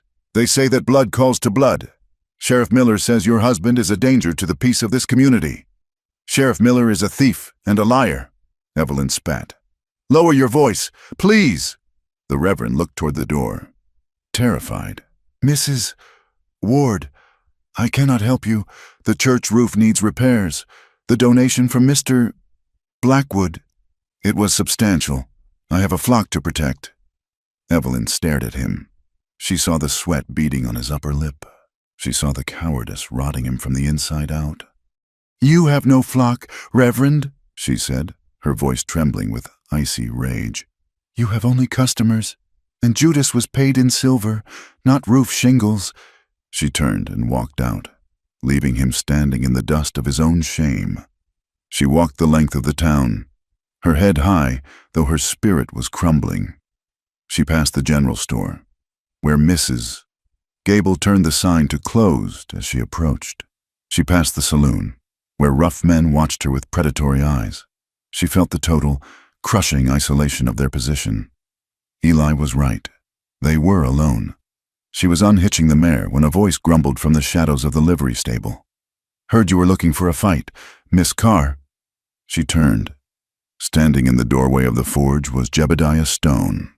He was the town blacksmith, a man of 60 winters with arms like knotted oak roots and a beard singed by sparks. He wore a leather apron that looked as old as the territory itself. He had lost an eye in the war between the states, and the patch he wore gave him a piratical, terrifying appearance. "I am looking for help, Mr. Stone," Evelyn said, weary to her bones. "But it seems courage is in short supply in Dry Bend." Jebediah spat a stream of tobacco juice into the dirt. He limped forward, wiping his massive hands on a rag. "Preacher Thomas has a spine made of custard." Jebediah grunted. "And Miller. Well, Miller has been crooked since he wore diapers." He looked at Evelyn, his one good eye, sharp and intelligent. "Is it true?" he asked. "Is he Jeremiah's boy?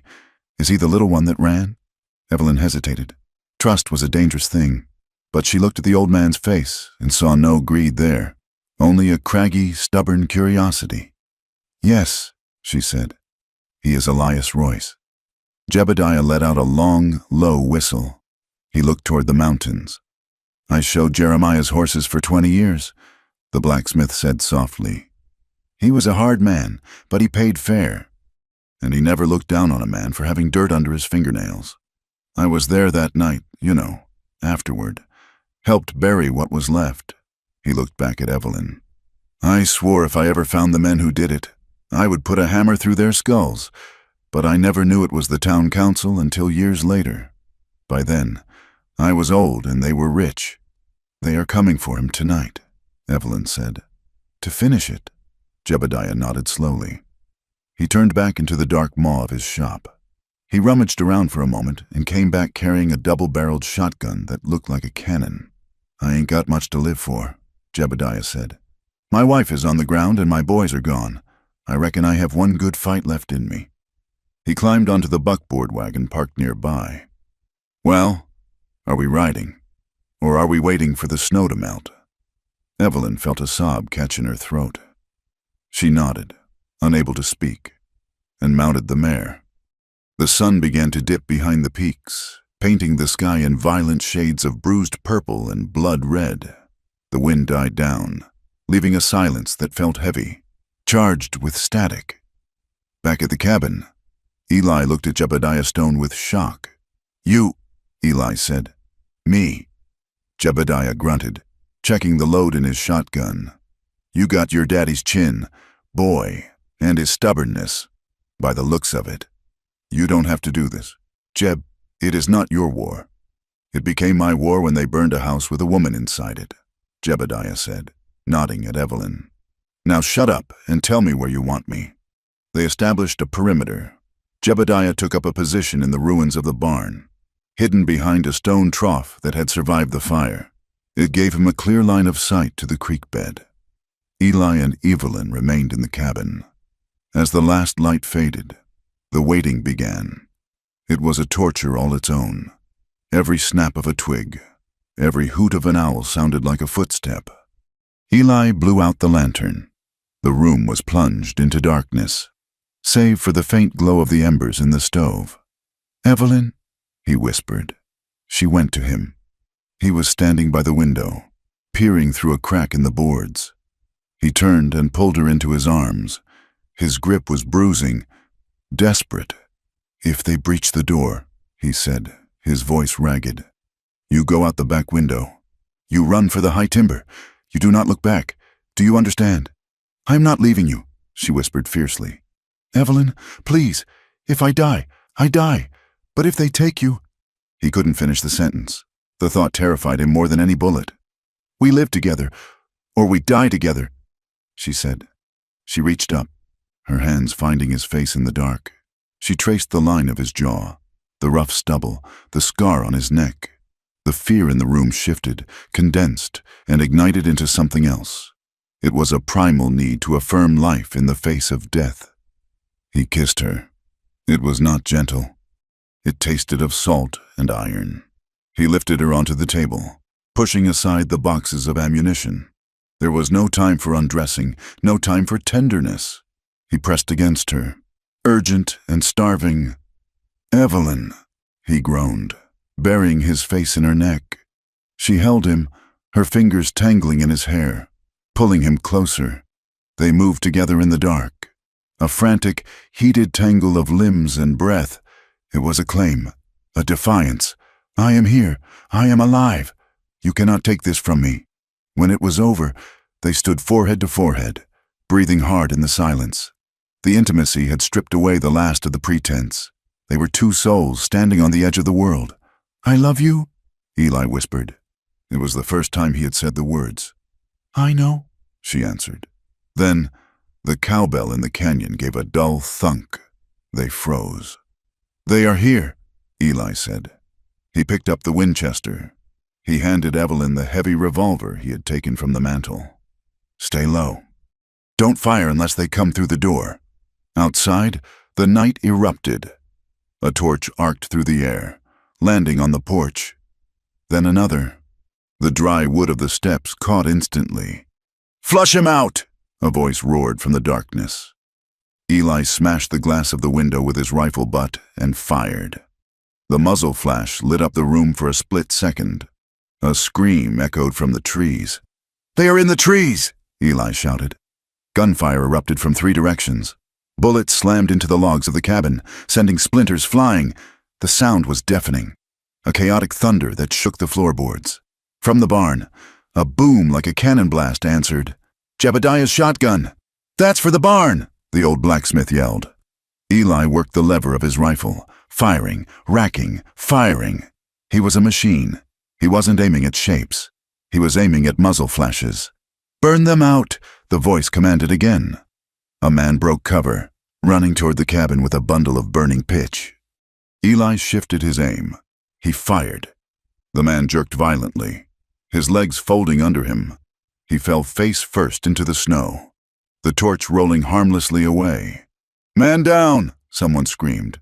"Pull back! Pull back!" The attackers had expected a terrified rancher and a helpless woman. They had not expected a fortified position and a crossfire. Another blast from the barn. A horse whinnied in pain. "Retreat! Get the horses!" The gunfire sputtered and died. The sound of galloping hooves faded into the distance. Silence rushed back into the canyon, ringing in their ears. "Is it over?" Evelyn whispered, clutching the revolver with both hands. "Stay here," Eli commanded. He kicked the door open and stepped out onto the burning porch. He kicked the flaming brand into the snow. "Jeb!" he shouted. "I'm here," the blacksmith called back. "One of them ain't moving. The other 2 run like scalded cats." Eli walked down the steps, his rifle raised. He approached the body in the snow. He turned the man over with his boot. It was a stranger, a hired gun. The signet ring man? No, he was too young. Just a thug paid $20 to commit murder. Eli felt a cold, sick rage. They were just pawns. The Kings were still sitting safe in town. Suddenly, the sound of more horses approached. Many horses. "Eli!" Evelyn cried from the doorway. "More is coming!" Eli spun around, raising his rifle, but these riders carried lanterns, not torches. The light revealed the glint of tin stars. Sheriff Miller rode into the yard, flanked by 4 deputies. He looked at the burning porch. the dead man in the snow, and Eli standing over him with a smoking rifle. "Drop the weapon! Ward!" Miller shouted, drawing his own pistol. "Sheriff!" Evelyn ran out. "Thank God! They attacked us! They tried to burn the house!" Miller ignored her. He kept his gun trained on Eli. "I said drop it, or I will cut you down where you stand." Eli hesitated. He looked at Miller's eyes. There was no justice there, only triumph. Slowly, Eli lowered the rifle and let it drop to the snow. "Seize him," Miller ordered. 2 deputies jumped down and rushed Eli. They slammed him against the side of the cabin, twisting his arms behind his back. They shackled his wrists with heavy iron cuffs. "What are you doing?" Evelyn screamed. Running forward, she grabbed Miller's stirrup. "He was defending his home. That man," she pointed to the body, "tried to kill us." Miller looked down at her with a sneer. "All I see is a dead man and a known troublemaker holding a gun. That is murder. Mrs. Ward, it is self-defense. That is for a judge to decide." Miller said, "If he lives that long, we are taking him to the county lockup. You are lucky I didn't arrest you as an accessory." "Jeb saw it," Evelyn cried. "Jebediah Stone was here. He saw everything." Miller looked toward the barn where Jeb was emerging, his shotgun lowered. "Old Jeb?" Miller laughed. "The man is half blind and senile. His word won't hold up in court against the law." Miller looked at Eli. "Get him on a horse." "Evelyn," Eli said, his voice calm despite the violence of the deputies handling him. "Don't fight them. Not here." "Eli!" "Go inside," he commanded. "Lock the door." They hauled him onto a spare horse. Miller tipped his hat to Evelyn, a gesture of supreme mockery. "Try to stay warm. Mrs. Ward, it is going to be a long winter." They rode away, taking Eli with them into the dark. Evelyn stood in the snow, the heat of the dying fire on her face, watching the lanterns fade. She felt a scream building in her chest, but she swallowed it down. Jebediah walked up beside her. He spat on the ground. "They won't let him see a judge," the old man said grimly. "They will hang him in his cell and say he committed suicide. Or they will let a lynch mob break in." Evelyn turned. Her eyes were dry. Her face was a mask of stone. "No," she said. "They will not." The jail cell was a stone box that smelled of urine and despair. Eli sat on the cot, his head in his hands. His face was bruised from where the deputies had subdued him during the ride. When the door opened, he didn't look up. He assumed it was Miller coming to taunt him. "Eli." He jerked his head up. Evelyn stood on the other side of the bars. She was pale, her dress covered in travel dust, but she was there. "You shouldn't have come," he rasped, standing up and gripping the bars. "It isn't safe. I brought you food," she said, passing a cloth-wrapped bundle through the bars. "And blankets." "Evelyn, listen to me," Eli said, his voice low and urgent. "Miller was here an hour ago. He told me the circuit judge isn't due for 3 weeks. They aren't going to wait. Blackwood is in the office right now, drinking whiskey with him. I can hear them laughing."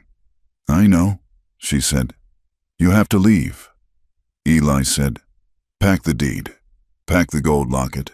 Go to your cousin in Oregon." "If I die—" "Stop it," she hissed.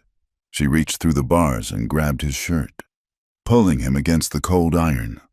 "You are not going to die. I did not marry a martyr, Elias Royce. I married a fighter. They hold all the cards. Evelyn, they are the law." "They are the law in Dry Bend," she said.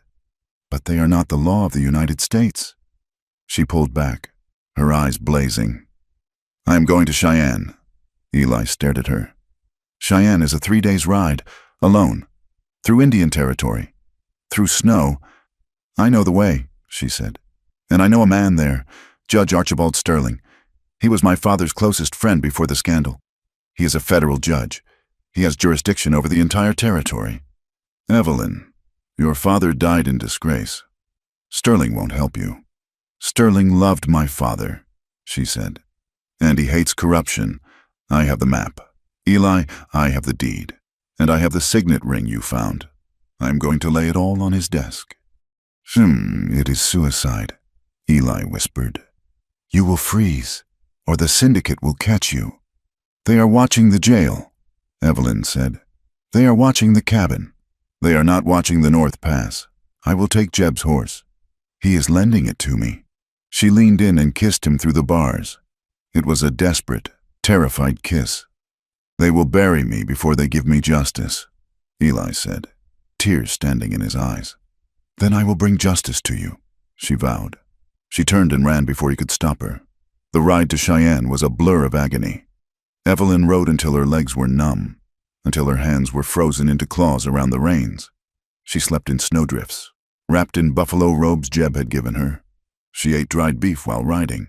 She was driven by a singular image, Eli sitting in that stone box, waiting for the hangman. She reached the city on the morning of the 4th day. She was a wreck, her hair wild, her face wind-burned, her lips cracked and bleeding. She rode straight to the federal courthouse. The clerk tried to stop her. Madam, you cannot go in there. Judge Sterling is in session. Get out of my way, Evelyn rasped. She pushed past him, bursting into the chambers. Judge Archibald Sterling sat behind a massive oak desk. He was an imposing man with a mane of white hair. He looked up, annoyed, over his spectacles. What is the meaning of this intrusion? Evelyn walked to the front of the room. She reached into her coat and pulled out the heavy oilskin packet. She slammed it onto his desk. My name is Evelyn Carr, she said, her voice cracking. Daughter of Jonathan Carr, and I am here to report a theft, a murder, and a conspiracy to defraud the United States government. Sterling froze. He looked at her face, seeing the ghost of his old friend in her eyes. Jonathan's girl? He whispered. My husband is Elias Royce, she said, heir to the Royce claim. And if you do not come with me now, Sheriff Miller and the Union Pacific Railroad are going to murder him. She opened the packet.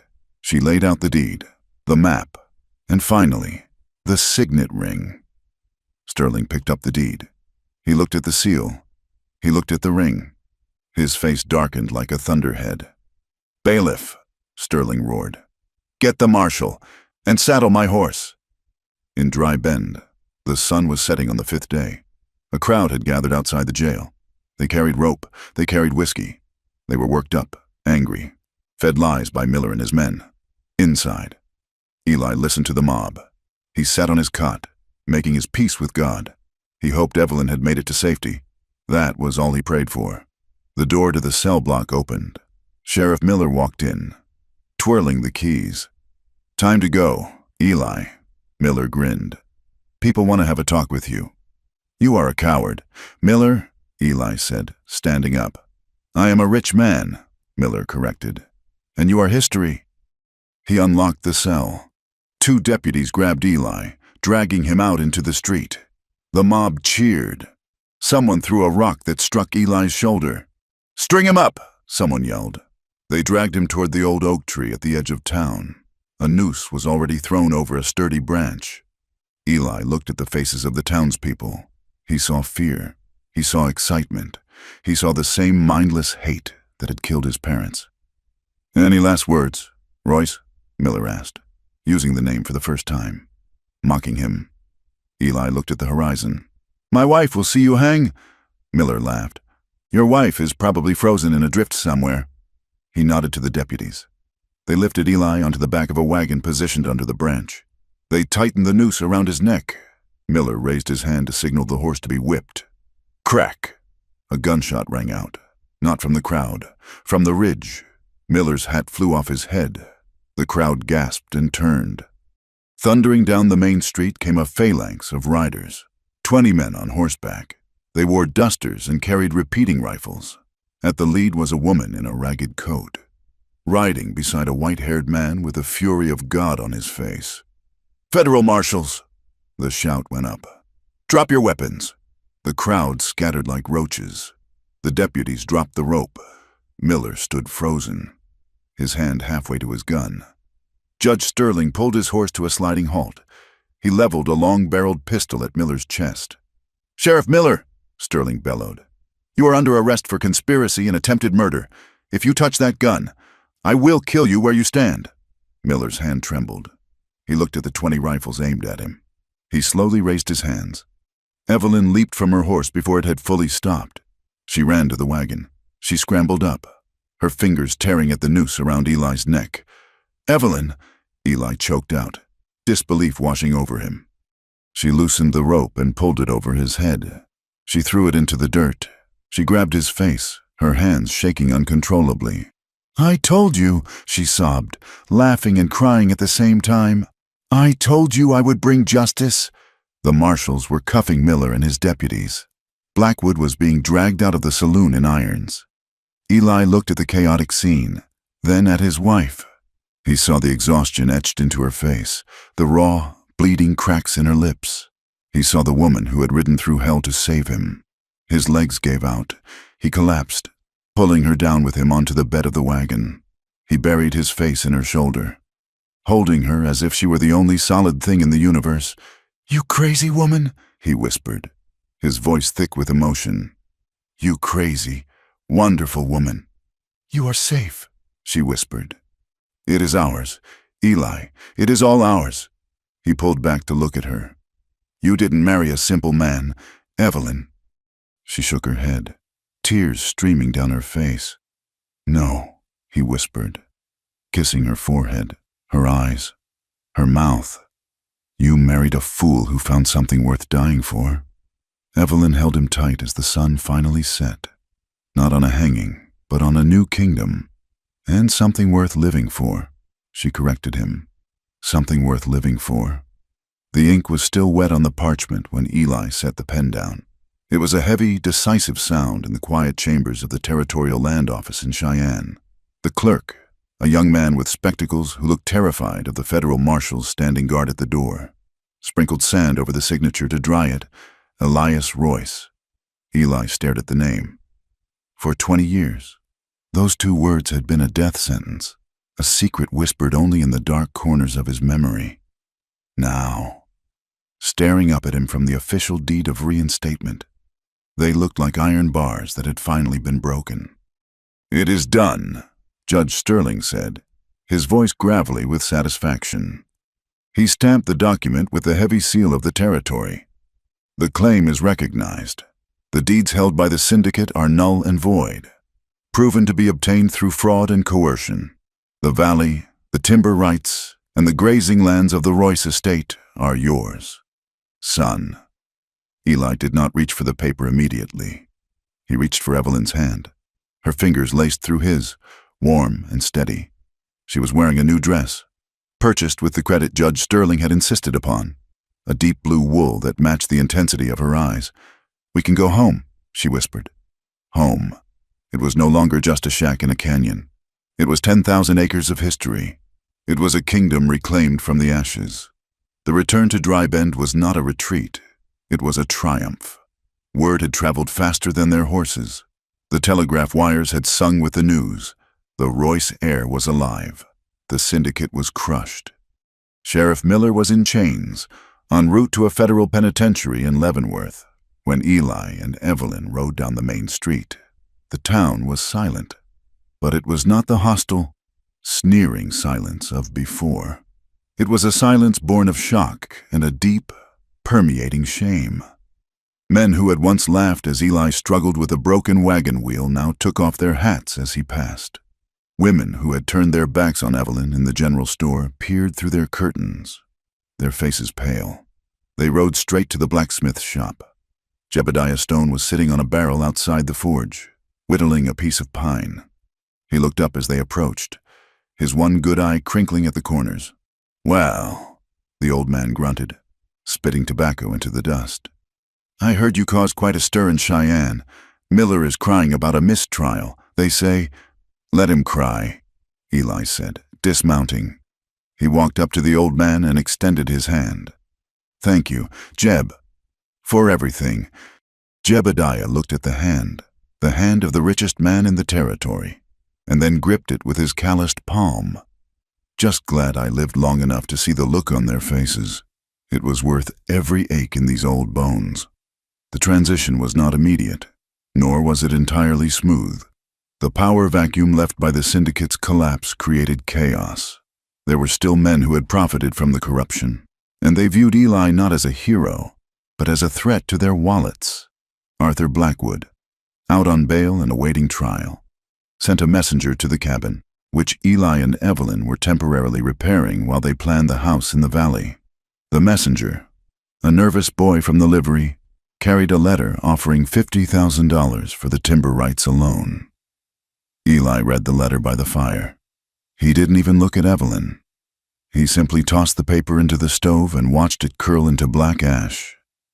"Tell Mr. Blackwood," Eli said to the boy, "that if he sets foot on Royce land again, I will not call the marshal.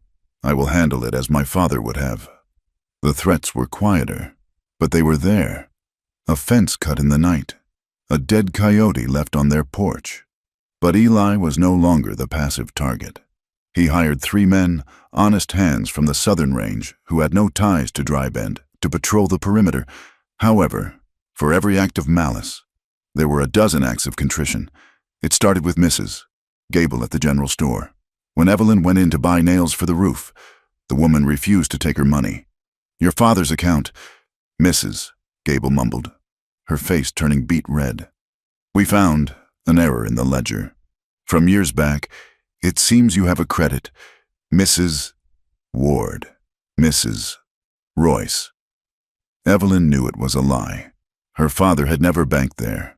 It was a peace offering, a clumsy, desperate attempt to wash the stain of complicity from their hands. "Thank you, Mrs. Gable," Evelyn said with grace. "That is very kind." Then came the labor. When Eli began the work of rebuilding the main barn, a dozen men showed up at dawn. They carried hammers and saws. Among them was the husband of the woman who had mocked Evelyn's silk sheets. "We came to help," the man said gruffly, not meeting Eli's eyes. "Harvest is done. We have time." Eli stood on the porch, looking at the men who had watched his home burn and done nothing. He could have turned them away. He could have spat in their faces, but he looked at Evelyn. She nodded slightly. "The coffee is on the stove," Eli said. "We start with the framing."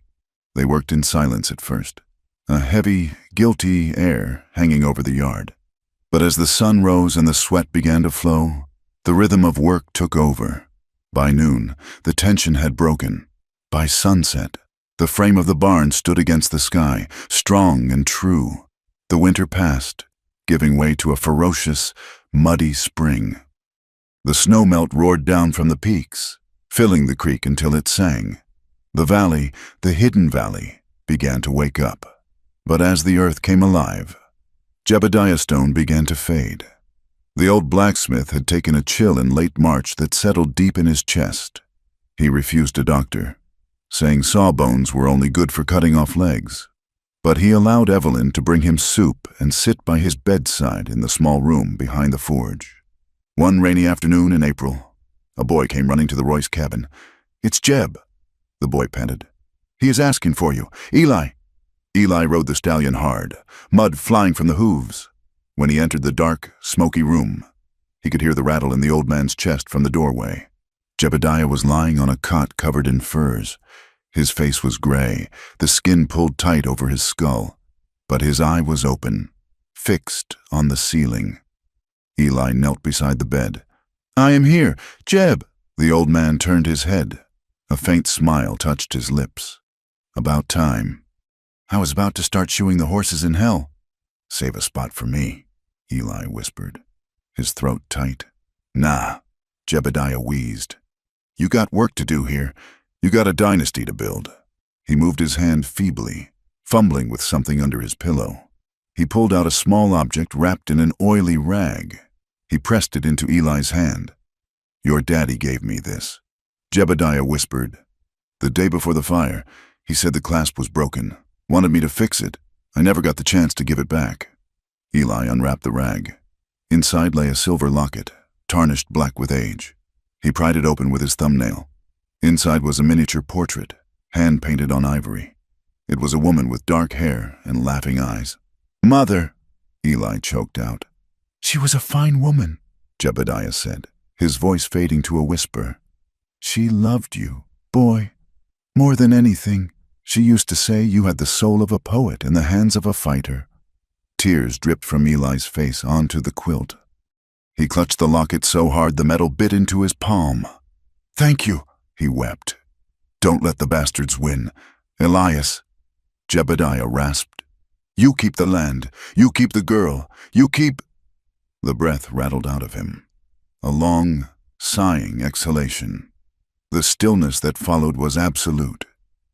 Eli sat there for a long time, holding the image of his mother, while the rain hammered on the tin roof. He was the last of the old guard now. The witness was gone. The torch had been passed.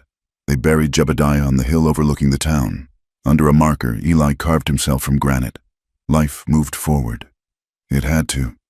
With the deed secured and the initial rebuilding done, Evelyn began to turn her eyes toward the future. She was not content to simply be the mistress of a great estate.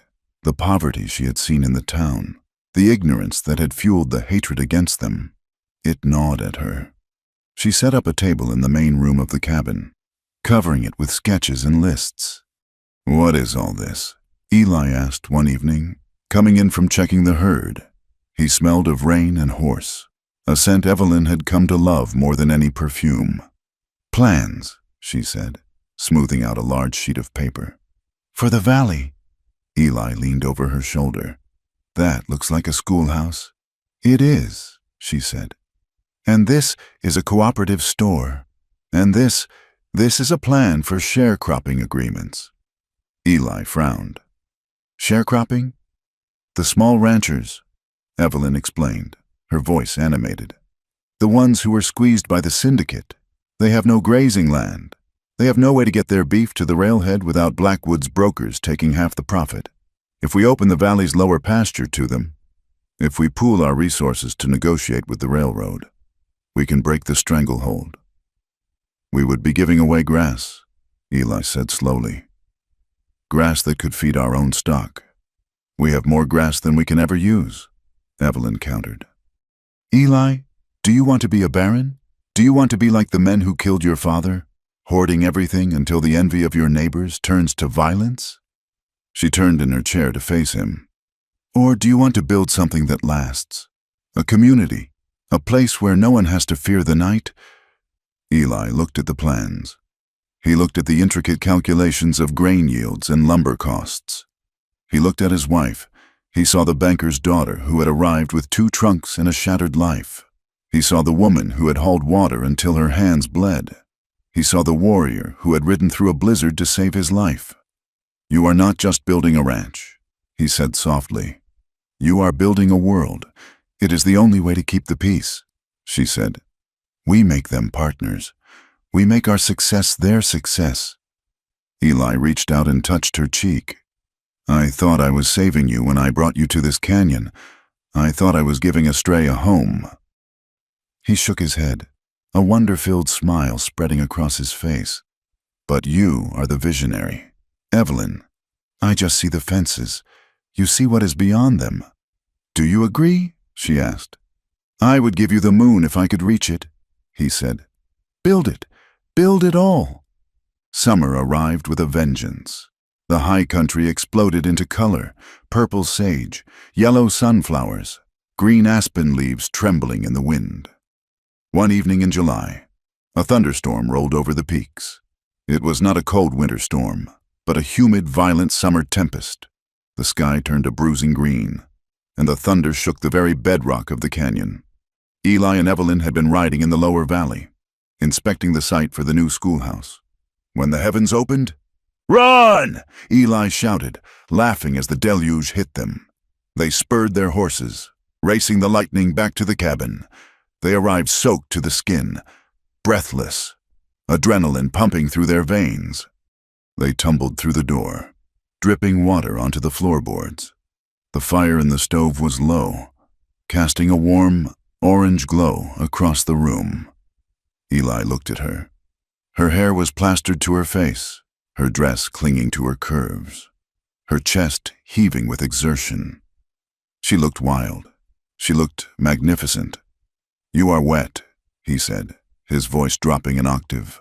"So are you," she replied, breathless. He reached out and pulled her to him. The kiss was not gentle. I was hungry.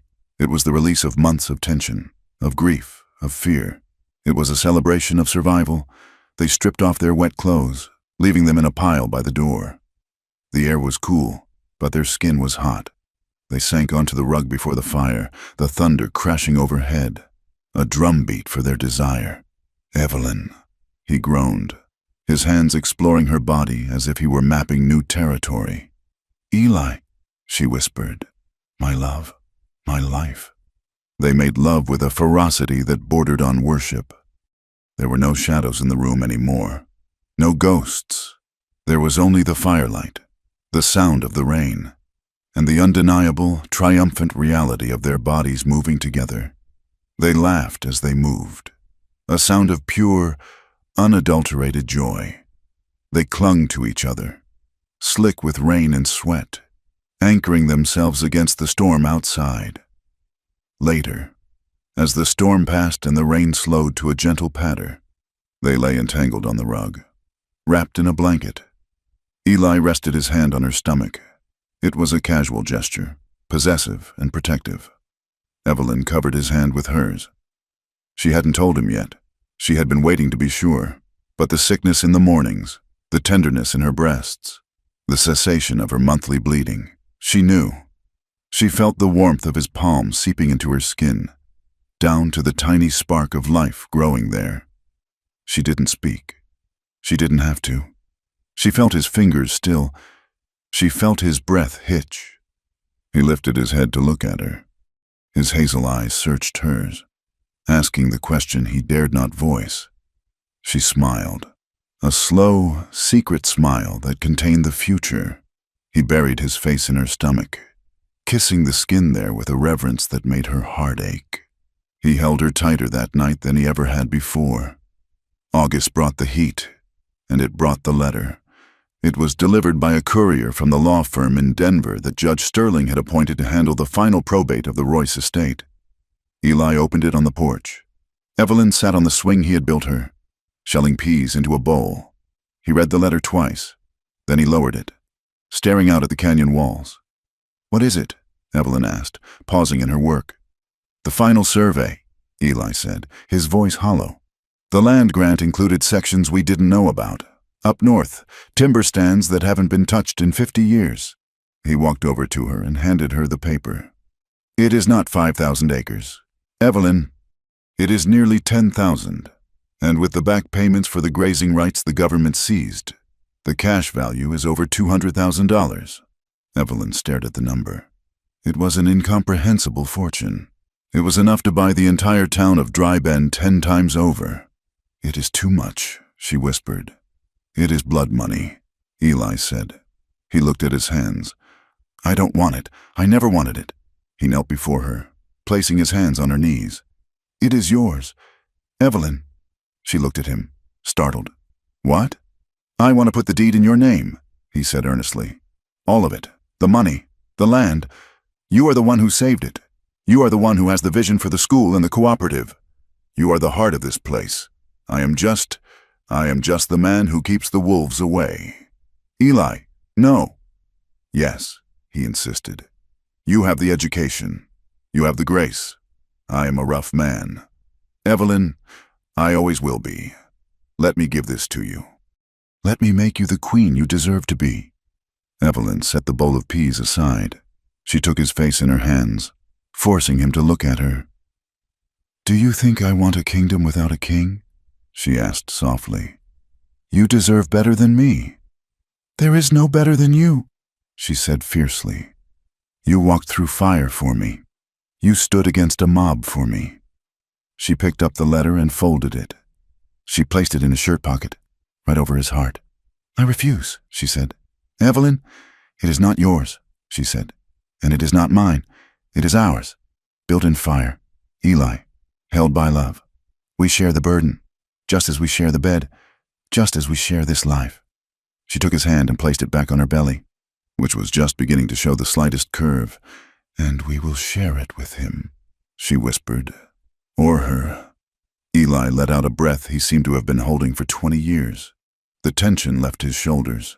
He leaned his forehead against hers. "Ours," he agreed. Autumn came early to the high country. The aspen trees turned to liquid gold, shimmering against the deep green of the pines. The air turned crisp and smelled of wood smoke. On a clear afternoon, Eli and Evelyn rode up to the ridge that overlooked the hidden valley. Below them, the world was changing. The ruins of the old Royce homestead had been cleared away.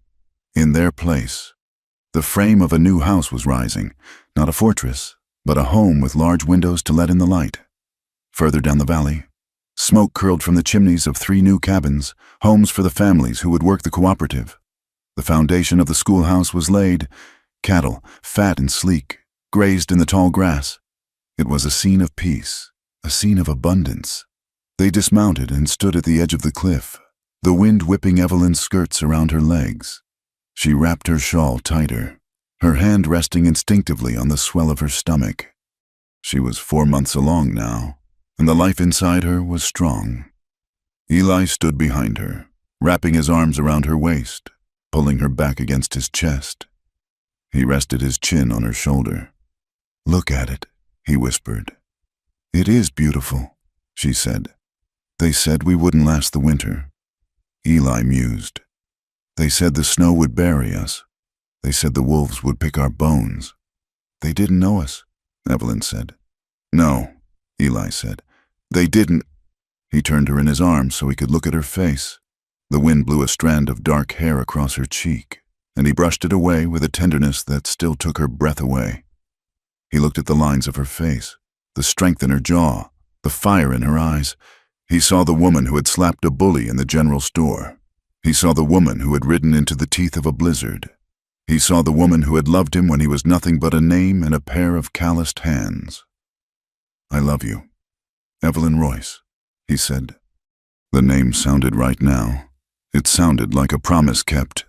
"I love you, Elias," she answered. He kissed her then.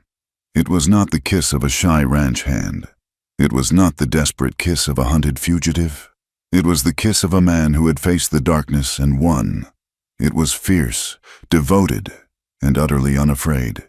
He kissed her under the vast, open sky of the west, no longer hiding from the world. The wind howled around them, carrying their story down the canyon, through the town of Dry Bend, and out across the plains. It was a story that would be told around campfires and in schoolrooms for generations to come. The story of the banker's daughter and the lost heir. The story of the simple man and the woman who saw a king. Their simple love, born in dirt and mockery, had become a legend of the West. Thank you so much for listening to this story. I hope you enjoyed the journey of Evelyn and Eli as much as I enjoyed writing it for you. It is a tale that reminds us that true wealth isn't found in gold or land, but in the courage to stand by the ones we love. I would love to hear from you. Please leave a comment below telling me where you are listening from. It is always amazing to see how far these stories travel. If you enjoyed this Wild West romance, please consider subscribing to From Wild West so you never miss an adventure. And please, share your thoughts in English in the comments section. Did you like the ending? What was your favorite part? Until the next time, keep the spirit of the West alive.